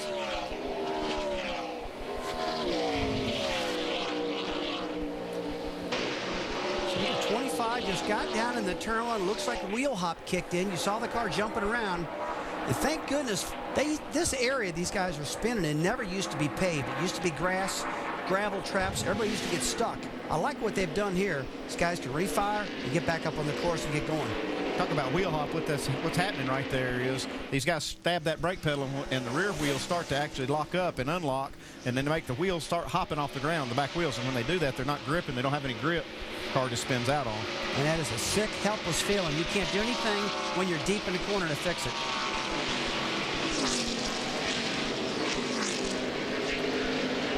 26 laps to go, and Kevin Harvick is trying to hold on to the front here, but obviously Kurt Busch and Jeff Burton are in a hot pursuit. One of the drivers who led early and looked to have one of the cars to beat today in the garage area now with Shannon Spade. That's right. We caught up with Robbie Gordon. You've had problems with this car all day. Can you tell us what happened? Well, we didn't really have problems with the car all day. We had problems with the gearbox all day. Went down in turn 1 at the start and didn't want to shift down to second gear, so I left it in third. Finally figured out what it took to shift it down in second gear, and we were back good. We're probably one of the fastest cars on the track, so I know I was catching the 12 and the 39. I could see them coming closer and closer lap after lap. And Went down in turn one time, pulled it down in the second gear, and it was done. So broke the transmission. Was there any indication that it was going to break totally? No, we haven't broke any of these ever, so it's disappointing because we had a good car. Our car was really fast on the long run, so I thought late in the run, like it's going to come down to whoever stops first and can be fast is going to be the guy to beat. And I think we passed some good cars, passed 33, passed some really good cars, and I thought we were going to be fine there, and unfortunately, gearbox broke. All right, Doc. Robbie Gordon disappointed, as well he should be, given the fact that he had a very, very good car. And you typically, with these kind of transmissions and shifters, you don't have a lot of trouble. These things have been getting more and more bulletproof, but you still are pushing these things to the limit, and you can have problems with them. Speaking of pushing things to the limit, the 39 car has now clawed to within a car length of Paul Menard, and here he comes on the inside of Menard. Kurt Busch definitely had the fastest car today. He pitted and got 4 tires right before that last caution came out. And he kind of went on a march here, got lucky and got by 2 or 3 cars on that restart. And that put him up here where he could pass some of these guys for these top spots. That puts him into second place right now. One thing you need to remember about the 39 car of Kurt Busch, he's got his original crew chief and head engineer, Penske Racing back, Roy McCauley, who's been off right now with his wife Amy, who's had some problems with cancer. We wish her well. But boy, I tell you, the team really missed Roy. I talked to him yesterday, and he's really excited about getting back to the track. It's kind of a good medicine for him, Jerry. Certainly is the best medicine having him back. Good to see Roy back at the racetrack. Now, we talked about the gearbox issues that with the 55 cars. Wait 1 second. Let's watch to see if Jeff Burton can get by the 15 of Menard and trying to outbrake him in turn 1 to take the position away. And that would be for 3rd spot, and Burton will indeed take it. What about the gearbox issues that Robbie Gordon and the shifter problems he might have been experiencing? Let's check in on our Dish Tech Center with Tim Brewer. Thanks, Jerry. As these guys go through the race today, they're going to shift this thing like 820 times. The simplest thing you can do, 1st gear, 2nd gear, 3rd gear, 4th gear. Be real gentle with it, because you can see in here, folks, these are straight cut gears. What Rusty was alluding to a while ago. The thing goes straight in, straight out of gear. You don't have to use a clutch. And these things are virtually bulletproof. Chris Paulson and the guys do a great job with them. But at the end of the day, if you ever chip one of these teeth off and it gets down here, gets sucked up in the rest of the gearbox, it's going to be devastation like you wouldn't believe. And that's what happened to Robbie Gordon earlier today. Rusty? Well, that is a great job of showing us what happened there, Tim. And I love that Dish Tech Center, Jerry. We never had that before. You can actually see all the pieces and the parts, and great explanation. Got our Chevy cutaway car, got Tim Brewer down there, and right now Kurt Busch is a man on a mission trying to run down Kevin Harvick, who's got to try to be saving some fuel here in the final laps. This ESPN telecast of the NASCAR Busch Series is available in high definition on ESPN2 HD, presented by Vizio. 3/4 of the way through today's NASCAR Busch Series 200-miler at Watkins Glen International. Kevin Harvick leading Kurt Busch by 5.3 seconds. Harvick taking a different pit strategy than Busch. He stopped much earlier. We wonder if Harvick's got enough fuel to the finish. One thing's for sure, he's not being conservative at all. I'm going to tell you what, Kevin Harvick is up on the wheel driving that race car as hard as he can flat go at this point in time, and he is trying to create as much distance as he can between himself and that yellow car. Here's a look at the Castrol Syntec Power and Performance pass of the race. Talked about Kurt Busch and Juan Montoya having the 2 fastest cars. Busch behind Montoya on the lap 51 restart. He comes down the corner. You can see him following him down the corner, trailing. Inside comes Burton. I'll tell you, these guys are so fast, and he just takes it directly down to the bottom, and he says, kiss me goodbye, and he is hunting down that Kevin Harvick at this point in time. Taking advantage of opportunities. So Kurt Busch now running second. Montoya, meanwhile, after getting in that contact, back in 11th spot on the racetrack with 20 laps to go. Let's go up to speed. Check in on the leaders pit. I wonder if they're nervous about gasoline. David, what do you think? What? Me worry? That's kind of Shane Wilson's attitude right now, although he did say, I'm not really exactly sure if we can make it all the way, but I'm pretty sure. And I did ask him if Kevin had to save you any fuel, how good at it is he? He said he's about the best in the business. Jamie? And the man behind him, Kurt Busch, been on a mission. They got out of pit sequence. He shuffled back to about 8th, and he has been driving like a man possessed, picking them off one at a time. He's up to second, looking now, eyeing that 21 car. Now, the team said they can make it to the end, but now that they know what Kevin Harvick is up to, they are playing the same game, saying, we're we're not sure we can make it either. Right behind him, Jeff Burton. He had a little bit of issue earlier, but it didn't affect his performance. He's been right there in the hunt. He had that fender damage on the left side. It made his car tighten up, but he said the car's actually getting better as the day goes on. He just made a pass on Paul Menard just moments ago, and he sits third. Behind him, Paul Menard having a great run today, but he came in and pitted last on lap 38, and the team told him he was good to go until just a few moments ago with this radio chatter on the radio. Oh man, save gas here, save gas, nobody from behind. All right, how short are we? I'm a little overweight, 5'10", but we'll be all right. How short are we? Less than a lap right now, we're good. And his crew chief not wanting to answer his driver Paul Menard directly. In other words, I think they may be short on fuel, but he's telling him to drive the wheels off of it to try to stay up there at the front and go for the win. Let's go to Dave. Boy, Jamie, it's tough being a driver and trying to get a straight answer out of your crew chief. When Brad Coleman asked about fuel, Jason Rathcliffe responded to him, hey, keep driving like you are, and with 12 to go, we'll tell you if you have enough fuel. Huh, all right, I guess for a young guy who's gaining experience, it's good to go out there and be aggressive and get your laps in today if you can. Now, behind him, the veteran Matt Kenseth, he restarted third, has fallen back a bit. He needed to save some fuel. Drew Blickensderfer, his crew chief, told me, you need to save me 3 or 4 laps of fuel if we want to make it to the end of this race. Jamie, back to you. And the 77 of Bobby Labonte making another appearance for his good friend Kevin Harvick and his wife Delana. He started 18th and powered his way to the front. The team last pitted on lap 39. They said they're just barely going to make it. And this car and this driver have gotten faster as the race has gone on. I would not count Bobby Labonte out. Mike? One member of Casey Mears' team just told me moments ago he felt like this team in this car was a 13th place car at best today unless they gambled, and that's what they did on lap 46. They came down pit road, took fuel only, no tires, and so far they're up inside the top 10. Still, they're keeping their fingers crossed, not sure if they can go the distance. Jamie? And Denny Hamlin back there in the 9th spot. Been very quiet today on the radio. We haven't talked much about him. He's remained in the top 10. He started 10th, and Denny Hamlin always a threat as the race goes on. You see him there. Breathing down his neck is the 12 of Ryan Newman. Let's go to Shannon. Well, Ryan Newman currently running 10th, one of 3 Dodges that qualified in the top 3. Pretty quiet over the radio. His crew chief did just tell him that he turned the fastest lap of the day on that last lap. And guys, he pitted on lap 51, came down for fuel. He can make it all the way. Doc? Thank you very much, guys. Great job updating the top 10. And one driver that we have to be a little bit concerned about is this guy, the 42 car of Juan Pablo Montoya, who's starting to fade. Take a look at both of his front fenders. The right front and the left front are both knocked in. That means our car does not have any aerodynamic downforce. Probably pushing pretty hard on the left and the right, and that's really hurt the speed and the handling. He's really fading right now. Yeah, that's some real damage. That's killed the downforce in the front of that car with both fenders being knocked in like that. Juan Pablo Montoya being shown in 11th spot. Good run behind him for the 47 car of Andy Lally, the road racing specialist and Grand Am star. Being shown back in the 12th position. Scott Pruitt in the 41 car being shown in 13th. There comes the 41 top of your screen. Back in the 13th spot, and behind him is Boris Said in the 9 car. They running in 14th. That brings you up to speed. 17 laps to go. The big question mark, will some of these guys have enough fuel like Kevin Harvick and others to hang on? Kurt Busch on a mission. Kevin Harvick trying to save fuel and stay out front.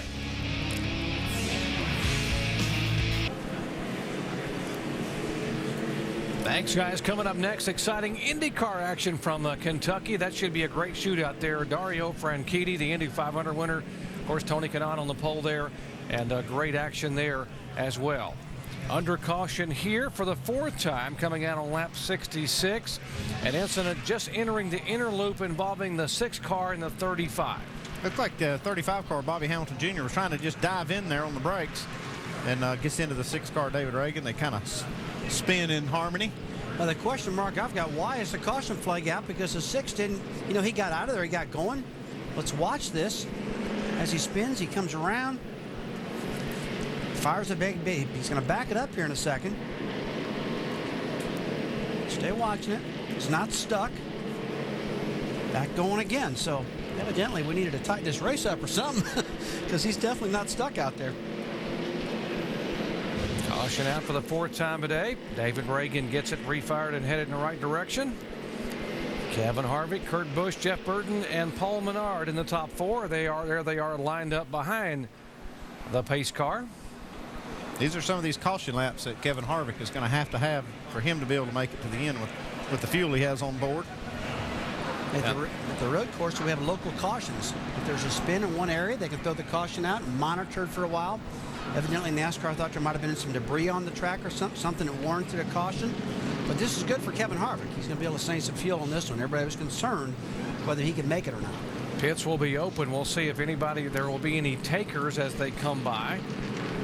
With this caution that looks, as Rusty said, it's got Kevin Harvick's got to be saying, man, I'm close, but now I may have a chance to be able to stay on the racetrack and hold off the charge of Kurt Busch. There's about 24 cars on the lead lap, and Juan Montoya needs to work on his car a little bit. Just wonder if these guys will give up, 12 spots to come in and work on it. Just 15 laps to go. Yep, here he comes. He is going to get it worked on. Juan Pablo Montoya coming on the pit road. Those damaged fenders you heard him talking about will have the green note next time by. He's headed down toward you, Mike. And since making that contact on lap 41, his progress has been impeded. He's pretty much been stuck in about 11th position, so it was an easy decision for Brian Patty to come down pit road. They're working on the left side of that car, trying to pull the fender out right now, trying to make it a little bit more aerodynamically sound. Also taking on 4 tires. Juan Pablo Montoya getting a drink of water and fuel in that car as they continue their work on the Montoya machine.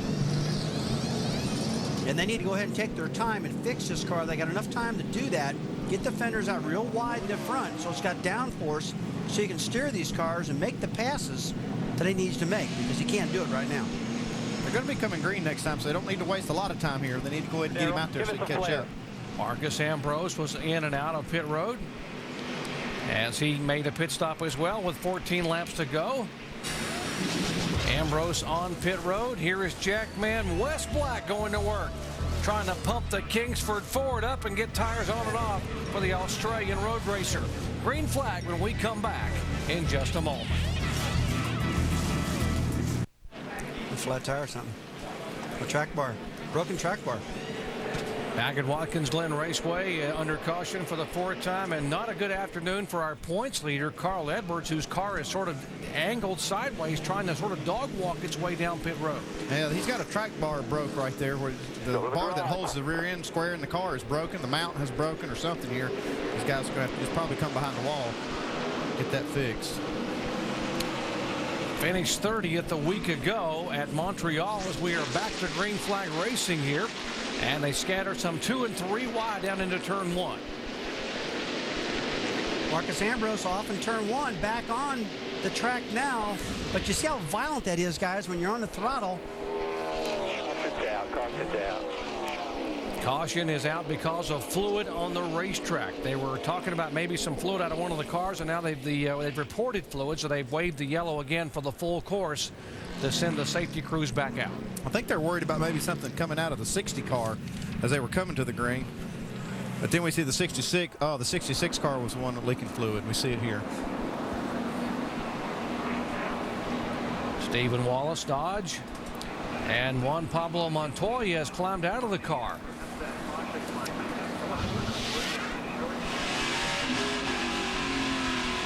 Cars off. Are you ready? Got some contact from behind. Ready?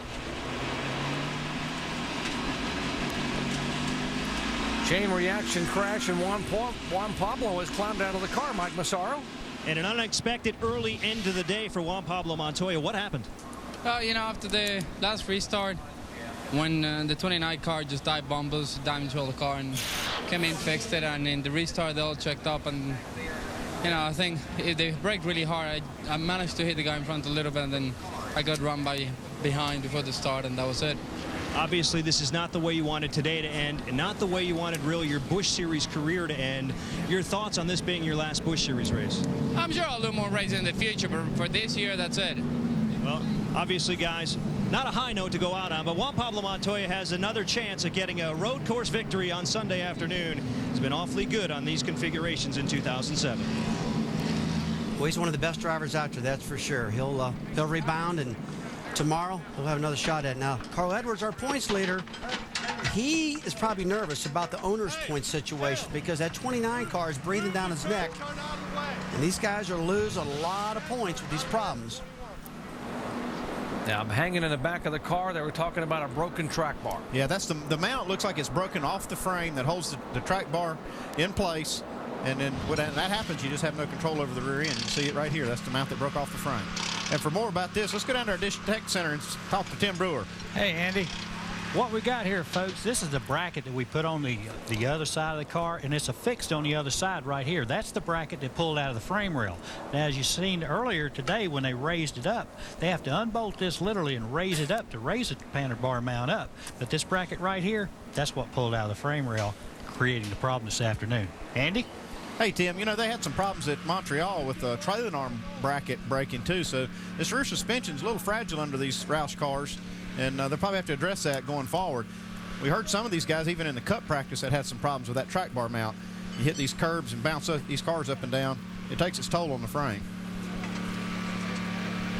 Carl Edwards finished 30th in Montreal and trying to get this car back out and get some valuable points. Let's update what's happening with Kurt Busch. Jamie? Well, Doc, right before that yellow came out, as the drivers went into turn 1, Kurt Busch just tried to outbrake, trying to get up there on Kevin Harvick, and he overshot turn 1, went really wide, and it cost him 2 positions. That's why when the caution came out, all of a sudden you see him in the 4th spot. So now he has even more work cut out for him with just a few laps remaining. Kevin Harvick getting somewhat of a gift on that restart. He was concerned about fuel, but now they've gotten back-to-back laps under caution so he could conserve fuel. He has to go 43 laps, 105 miles. The question is, can he make it 12 more laps to victory lane?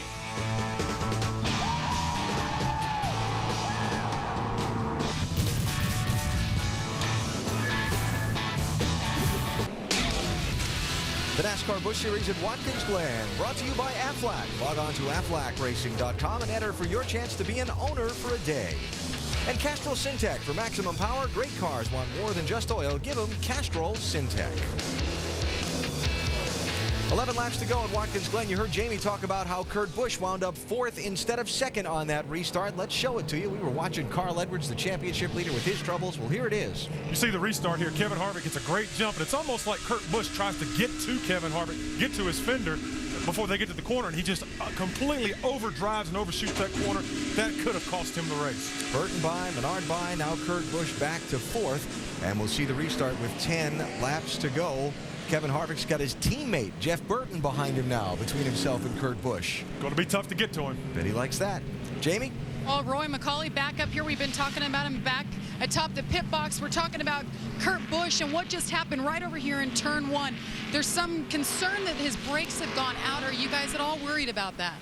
Well, really it's the end of the race, or getting towards the end of the race, and the brakes aren't as good as they were at the first part of the race. So Kurt, being the great racer that he is, he tried to put a move on Kevin Harvick in the Penske truck rental Dodge, and didn't quite get it done, but that's okay because we still got 10 laps to go or so, and I have a pretty good feeling that he's not finished yet. All right, Roy was in this spot last year, and they went on to victory lane. We'll hold on for a few more laps and see if it happens. Let's go to Dave. Kevin Harvick and crew have won the fuel mileage battle right now. Shane, do you like the fact that your teammate's behind you now instead of some other guys? Well, yeah, I mean, but the 29's been good all day, so he'll definitely race us. You know, teammates are kind of the deals off of 5 or so, 5 laps to go or so. So, 39's still real good. He's had good speed all day. I'm worried about him, worried about the 29, and our fuel deal should be good. If there's a green-white checker, it'll be a little close, but, the AutoZone Chevrolets, everything's going good so far. Harvick going for 2 weeks in a row. Shannon? All right, Carl Edwards still in his car while his team is working on it, trying to get him back out there to finish the race. What happened? The whole weekend is kind of, frustrating. I wrecked the primary dish network fusion. These guys worked so hard to get this thing put back together. We must have had a hind joint or something break in the Panhard bar, but I hope this bad luck, the wave is crested here. We got a brand new race car for Michigan. I'm excited to go there, but this Owners Championship's heating up. We can't keep giving these up. All right, back to you, Doc. Thanks, Shannon. Getting set for the restart. It'll be 10 laps to go. Kevin Harvick with teammate Jeff Burton right behind him. Fuel mileage an issue. Brad Coleman, the 19-year-old, driving for Joe Gibbs back in 5th spot. And they're going to wave the green, hopefully, for the final time. 10 laps of the checkered flag, and here they come. Full assault by Kurt Busch. He gets by Menard entering turn 1 and takes the 3rd spot away. He wasted no time to get going here. He's trying to get those spots back he lost getting into turn 1. If he get a good run all through the S's, he can run down the 29 car getting at the inner loop. And that's another area he's going to try to make a pass. He's catching him right now, but he's got to be right on his bumper in order to get the job done. You heard Roy McCauley say Kurt Busch is far from done. He's got to run on the inside of the 29, jumps in the brakes there in the inner loop so he doesn't tag Jeff Burton. Didn't quite have position on Jeff Burton getting in that corner, but he has it now. That car is strong. It is handling good. He's got the left front fender beat in on it right now, but that's okay. Not too much damage right there. That's not going to slow the car down. And Burton's not liking the way that Kurt got around him. Roughed him up a little bit, getting off turn 9 down there. And now Kurt Busch knows he needs to catch the 21 car, but he also needs to stay away from the 29 car that's behind him. Yeah, he's trying to run away from Jeff Burton. He don't want any more trouble. If Burton can catch him, it'll be at the end of this straightaway entering turn 1. We'll see if Burton can get to it. Kurt takes a pretty straight line going at the corner, kind of protecting that. He didn't want to stay way out, let the 29 get in, but he's got to run on the inside. Going into the S's, Burton inside him for the battle for second spot. 39's got the preferred line. Kurt Busch inside, he clears him, leaving the S's. So he just needed to get away from Burton. He's definitely got a faster car than Jeff at the moment. This is all helping Kevin Harvick up in front in the 21 get away from him just a little bit.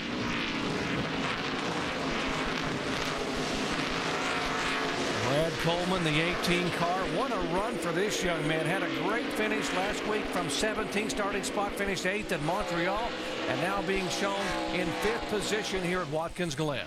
He just continues to impress me everywhere we go. Comes to a track like this, and this is hard. Road racing is really hard to do, and a young guy like this come in here and do this well, very surprising. Dave Burns. And 2 cautions ago, Brad finally got the message from crew chief Jason Ratcliffe on the fuel, but it was couched in some duties that he had to do. He said, save, save, save, and oh, by the way, we can make it. So the 18 good on fuel now, and Brad Coleman just trying to pick up any more positions he can.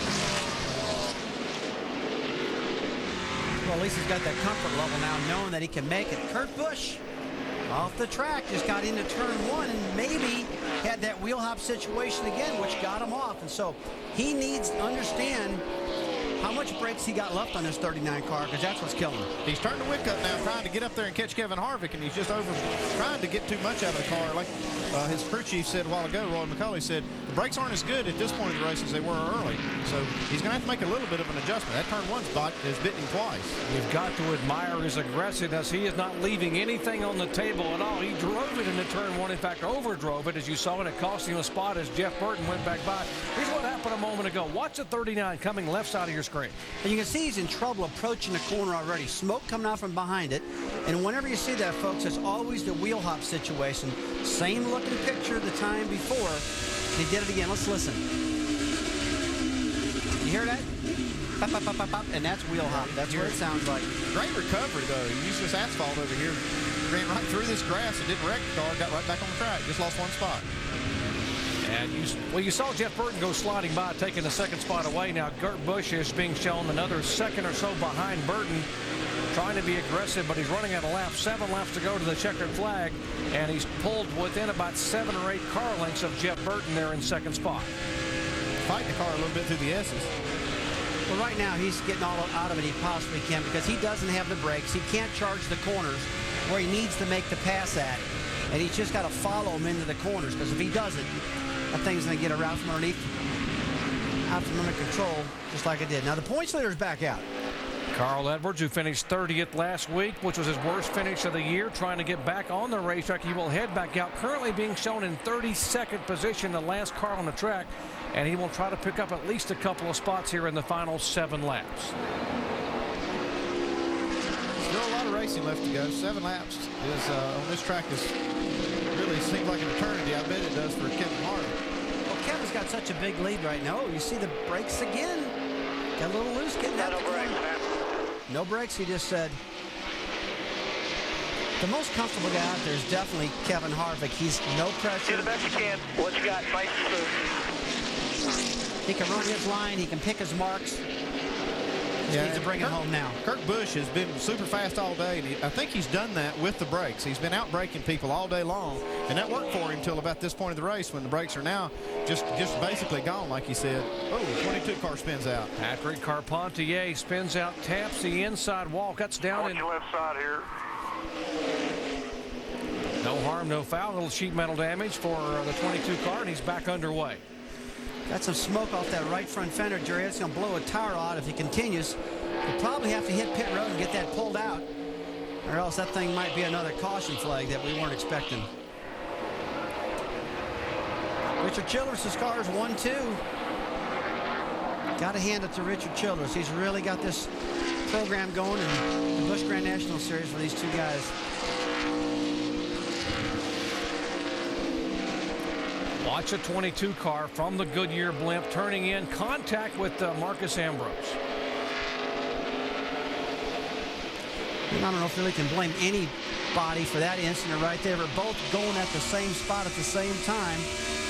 Take a look at Marcus Ambrose. Tries to make a late pass, sticks his nose in there. I think he surprised Carpentier there by turning, he dove in under him, and it looked like, Patrick tried to turn the car down there, didn't know he was there. That's where you really need a good spotter to let you know how deep he is alongside you, Andy, to not let that problem happen.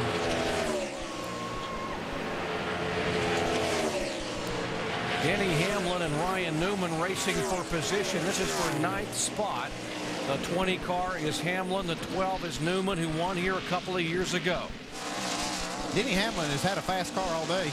He got a penalty early, left the lug nut loose, or left it off, and had to come back down pit road, and made him start way back in the pack. So he's been fighting track position all day long, and now he's up in the top 10. Actually, the 5 car of Casey Mears there. Mears being shown in 8th position. Hamlin, the 20 car, is 9th. Then Newman, then 47 of Andy Lally. They are all single file for position here in the final 5 laps.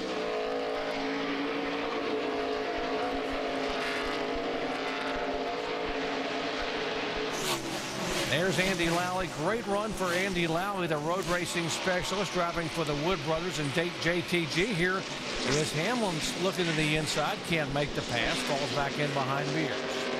Boy, 4 laps to go. They have got themselves bumper to bumper right now. Nobody can get any room or pull away from anybody. You can tell that the tension's really getting tight right now, and this thing's heating up. Kevin Harvick, though, he's in a different zip code right now. He's just gone. Car looks perfect out there, just negotiating that inner loop really good. Look how smooth that car is. He's had enough caution laps now to extend his fuel range. He should be okay. Now he's just able to just run as fast as he needs to. I love this foot cam shot. You can see how these guys work these pedals. The driver has a lot to do with the lap time here, boy, I'll tell you that. You can take and you can use the brakes to steer the car. You can actually slow it down and let the car maneuver. And trust me, these guys just don't turn the wheel. They use the brakes to help the car turn itself also by maneuvering. It's coming off of turn 11 right now to the start-finish line. Shifting to see the right foot. Now hard brake. He tapped the left brake pedal to make sure his left foot tapped the brake pedal to make sure he had a pedal. The pedal was solid. He went ahead and applied it. And you see Kevin do this every lap. He hits the brakes a couple times to get him pumped up to make sure he's got a solid brake when he goes into the corner. This is the battle we were showing you a moment ago, the 20 and the 12, and Andy Lally in the 47 has gotten by the 20 car of Hamlin for position, so Lally now being shown in the top 10 and 10th spot, trying to move in on the 12 of Ryan Newman.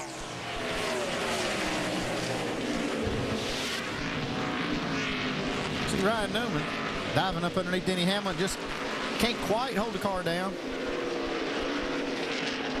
Okay, they used up each other big time on that one, but it looks like Newman's going to win out on this one. And Lally was the big winner there because of the shove of the 20 car off of the track. Lally was able to get by to take the 10th spot. Kurt Busch is probably saying, wish this thing could get over. I'm about out of brakes. Pretty soon I'll have to stick my foot out the ground and drag my feet to slow this thing down because he doesn't have any brakes left at all on that Penske Dodge. And the 20 car goes around. This time the contact, and there's a complete spin. Just stay low. Keep going. Keep going. No caution flag. It'll be 2 laps to go, and Denny Hamlin gets it righted and headed back down toward turn 1. Ambrose in the 59 and the 9 of Boris said, a couple of road racing specialists. Fight for 14th spot.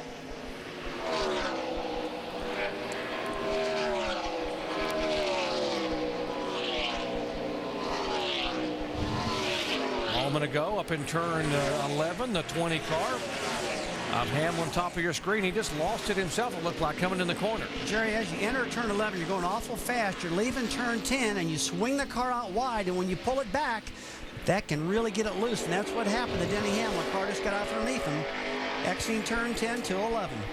Track's getting greasy, tires are getting worn out. Right here at the end of the race.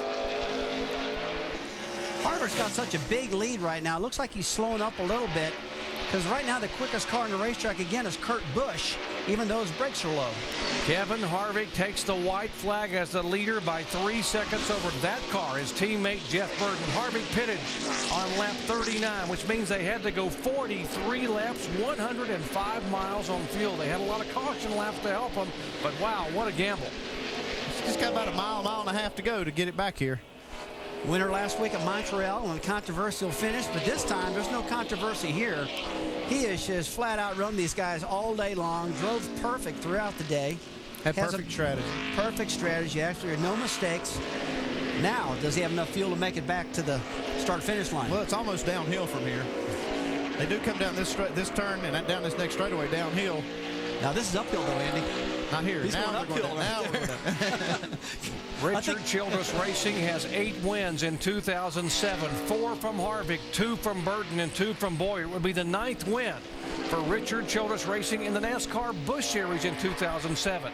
And if Harvick can hold on for another quarter of a mile, he would tie Jack Ingram for second on the all-time win list in the NASCAR Busch Series. And Kevin Harvick makes the fuel mileage and gas gamble pay off. He's a winner at Watkins Glen. Great call at the whole time change, just calling the race. That's awesome.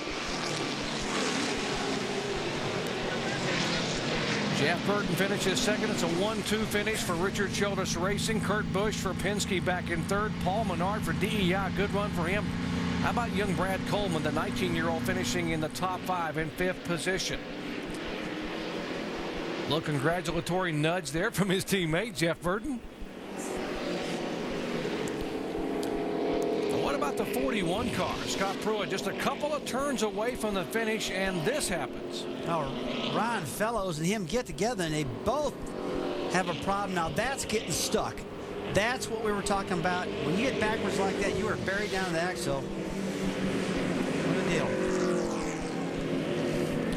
Kevin Harvick celebrating a great run for the 21 car, and what a great call on pit road there by Shane Wilson and the crew.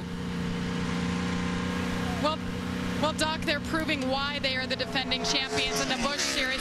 So, Shane, you guys are so dominant at tracks like this, at every track pretty much this year. I want to know, how much is your driver and how much is this team and the calls made by you? Well, I mean, the driver's great, but the guys back at the Busch shop, we turned this car around. They've been doing a great job all year, and just a lot of hard work at the shop. You know, RCR, whether it be the engine department, body hanging department, our shop, our fab shop, it's just a great day. They worked really hard to turn this car around from last week, and it paid off, and I'm glad to see it happen. Well, they pitted early, and that strategy, Doc, paid off for the 21 team led by Shane Wilson. Great job by Shane Wilson, the entire crew for Richard Childress Racing. Back-to-back wins for Kevin Harvick on road courses. He goes from worst to first at Montreal a week ago, and he wins it from here at Watkins Glen. He won the Nextel Cup race here a year ago. Backs it up with a NASCAR Busch Series win here today.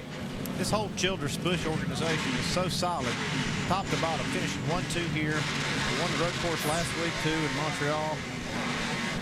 See him doing that traditional Kevin Harvick burnout right there. Lit him up real good, but Kevin Harvick's 4th win in his last 5 starts, 5 wins in 2007, but you talk about milestones. Well, Kevin Harvick ties one of the all-time greats, Jack Ingram, for second on the all-time Busch Series win list.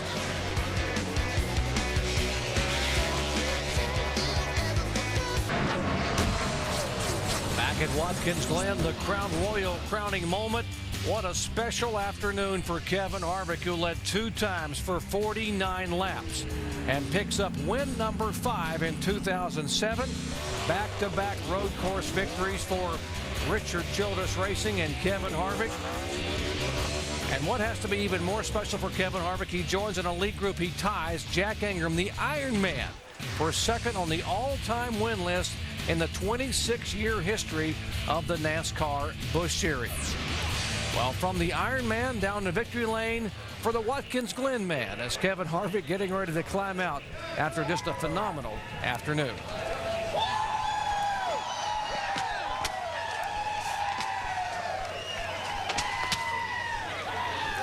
Let's go down to Dave Burns. Last week it was bonjour and merci and au revoir, and I think this week it was I love New York. Nice run. Yeah, I tell you what, Shane Wilson and these guys, they spent about a year building this car.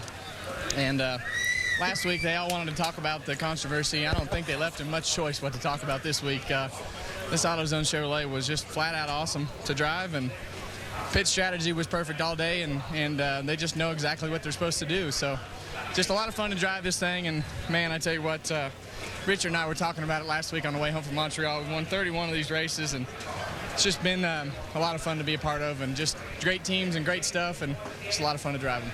On the books, you join Jack Ingram now in wins. Yeah, I mean, yeah, we talked about that last week too. Just to be up there with Mark Martin and Jack Ingram and Sam Ard and all the guys that helped make this sport what it is today, and just to have your name in the record books next to those guys is something that's pretty special. So a lot of people don't give Sam Ard and Jack Ingram and all those guys that raced in the Busch Series and helped make our sport what it is today enough credit. They walked through the garage, there wouldn't be anybody who knew who they were, and that's a shame. So just an honor to be up there. And your only competition today, actually there was about 42 other guys, but Kurt Busch seemed like he had a really, really good race car, and yet at the end you were able to run away from him.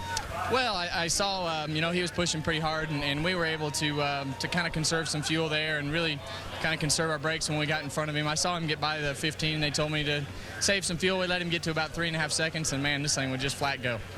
With lots of fuel, the pedal down, Kevin Harvick, a dominant winner here at Watkins Glen. Shannon? Well, Jeff Burton finished second. You said that you ran last week at Montreal and this week's Busch race here to work on your road race program for your Cup. Second place finish, pretty good. How do you think the progress is going? Well, I mean, it still has some room to grow. Harvick's just incredible on these road courses, and I'm just a little bit off that pace, but I feel like I'm closing it a little bit. But we had a good car today. Hot Dance Chevrolet was really good. I got into a lap car, and I got the left front fender tore up, and that certainly hurt us. But, I just thought the lap car would give, the fifth place car room. But nonetheless, that messed us up, and we'll, I wish I hadn't done that because I think that was a lot of speed there. Well, I got to ask you, last week at Montreal, your team, they led me on to a little secret. You thought it was the last lap. You came down. It wasn't the last lap. Tell me what happened. We're not talking about that. I can't believe they told on me. I gave up a couple spots. I came across the start-finish line in 8th, and I was so ready to get out of there. I thought that was a checker, but it was a white. And I let a couple of them get by me and couldn't get back. So that was kind of embarrassing, but hopefully we made a little bit of that up today.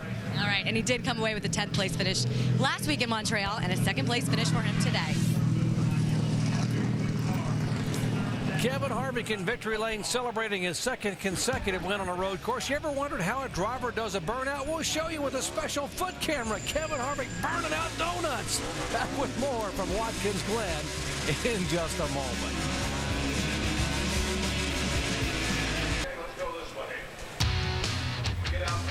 Beautiful panoramic views of Lake Seneca and the Finger Lakes region of New York, courtesy of our good friends at Goodyear, the official tire of NASCAR, helping NASCAR drivers get to the finish line for the past 25 years. Celebrations ongoing in victory lane for Kevin Harvick. Now for Kyle Busch, he was pedaling as hard as he could the final few laps of Mike Massaro. It was for Kurt Busch, it was not to be. And Kurt Busch came up just a couple positions shy of defending his title here in Watkins Glen, but it was a great effort on your part. But what was the difference this year from last year?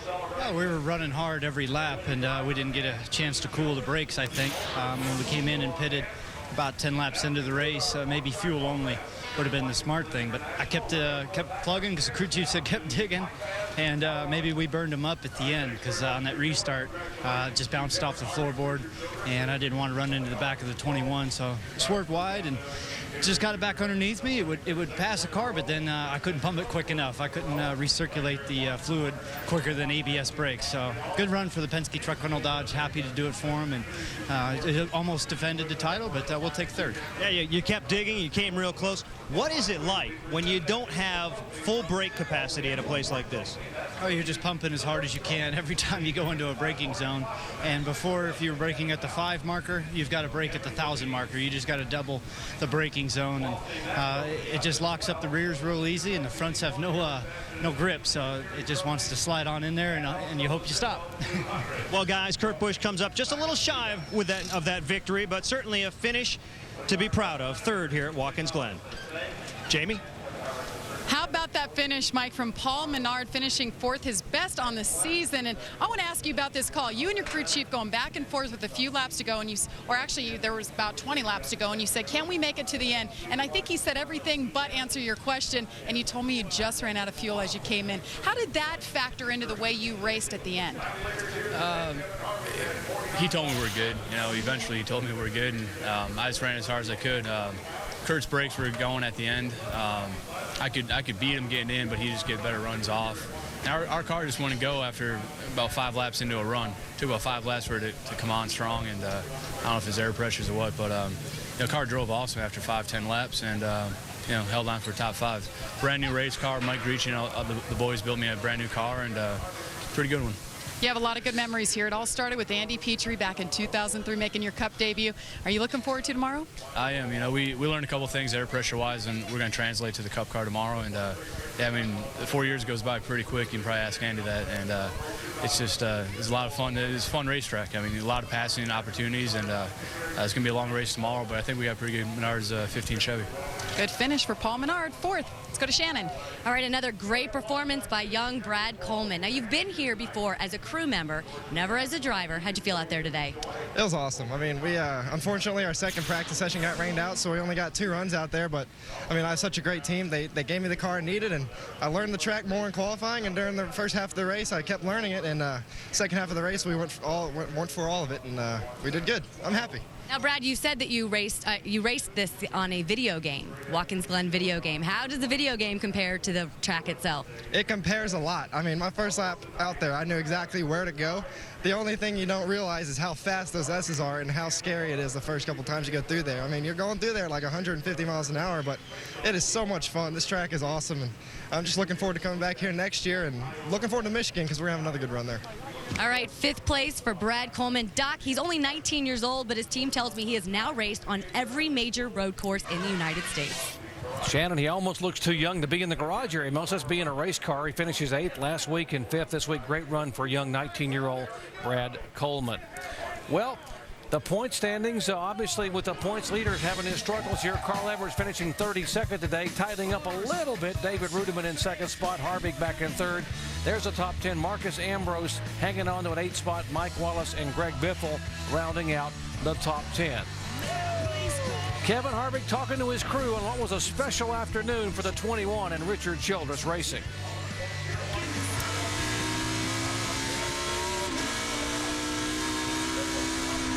And that's this thing. Awesome job. Awesome. Great call on the whole time, Shane. Just calling the race. That's awesome. Awesome. You do with a fast car, guys. Good job. You guys all worked hard. This copyrighted telecast may not be reproduced, retransmitted, or used in any form without the authorized written consent of NASCAR Broadcasting. NASCAR would like to thank all of our loyal fans for your continued support, and we hope you enjoyed today's broadcast.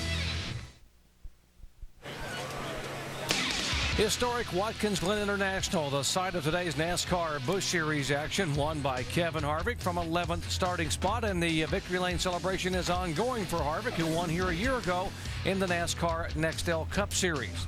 As we head down to the garage area, and Mike Massaro.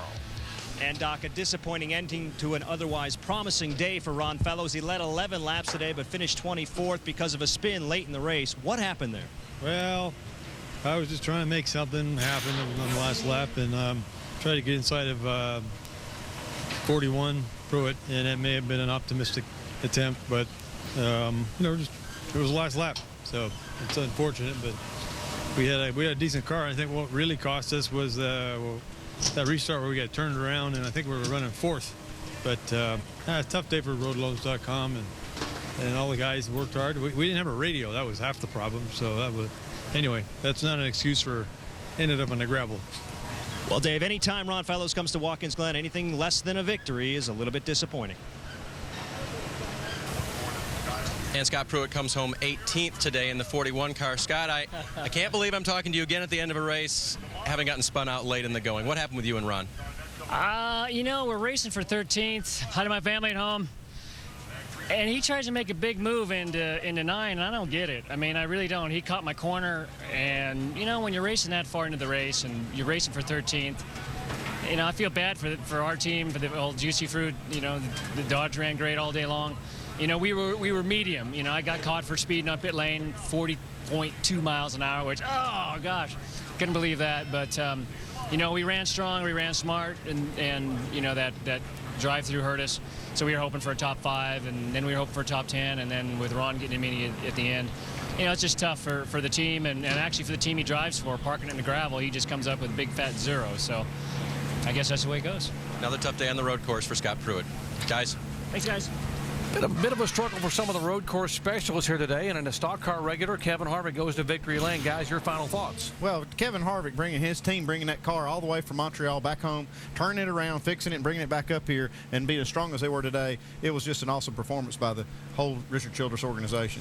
If this is any indication of what's going to happen tomorrow, Kurt Busch and Kevin Harvick got good cars, but they got to watch the brakes. Turn 1 is really eating these guys up, so that's going to be a tough turn to watch right there. Kevin Harvick started 11th day, went to victory lane. Tomorrow he starts 9th in the other Richard Childress NASCAR Nextel Cup car, trying to go to victory lane for the 2nd consecutive year in the NASCAR Nextel Cup Series. Alan?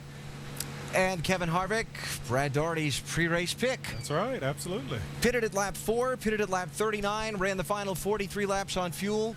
I'll tell you what, Shane Wilson and Kevin Harvick, they're making these crew chiefs have a sleepless night tonight because everyone's going to rethink their strategies. They're not going to go with conventional stops probably. If you take chances, factor in some cautions, who knows? You can take a chance. Nextel Cup crew chiefs are going to have a lot to think about overnight tonight, getting ready for tomorrow's race. And we're not done after 7 hours with our racing coverage on ESPN2 yet today, because next, coming up, as a matter of fact, about right now, the IndyCar Series in Kentucky on ESPN2 should be a great race. Hope you'll stay with us for that.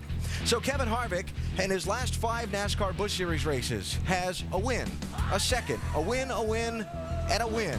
And he's the defending champion of the Nextel Cup Series race here at Watkins Glen. Our entire ESPN race team here tomorrow at 1 o'clock Eastern Time. Hope you'll join us for that on ESPN.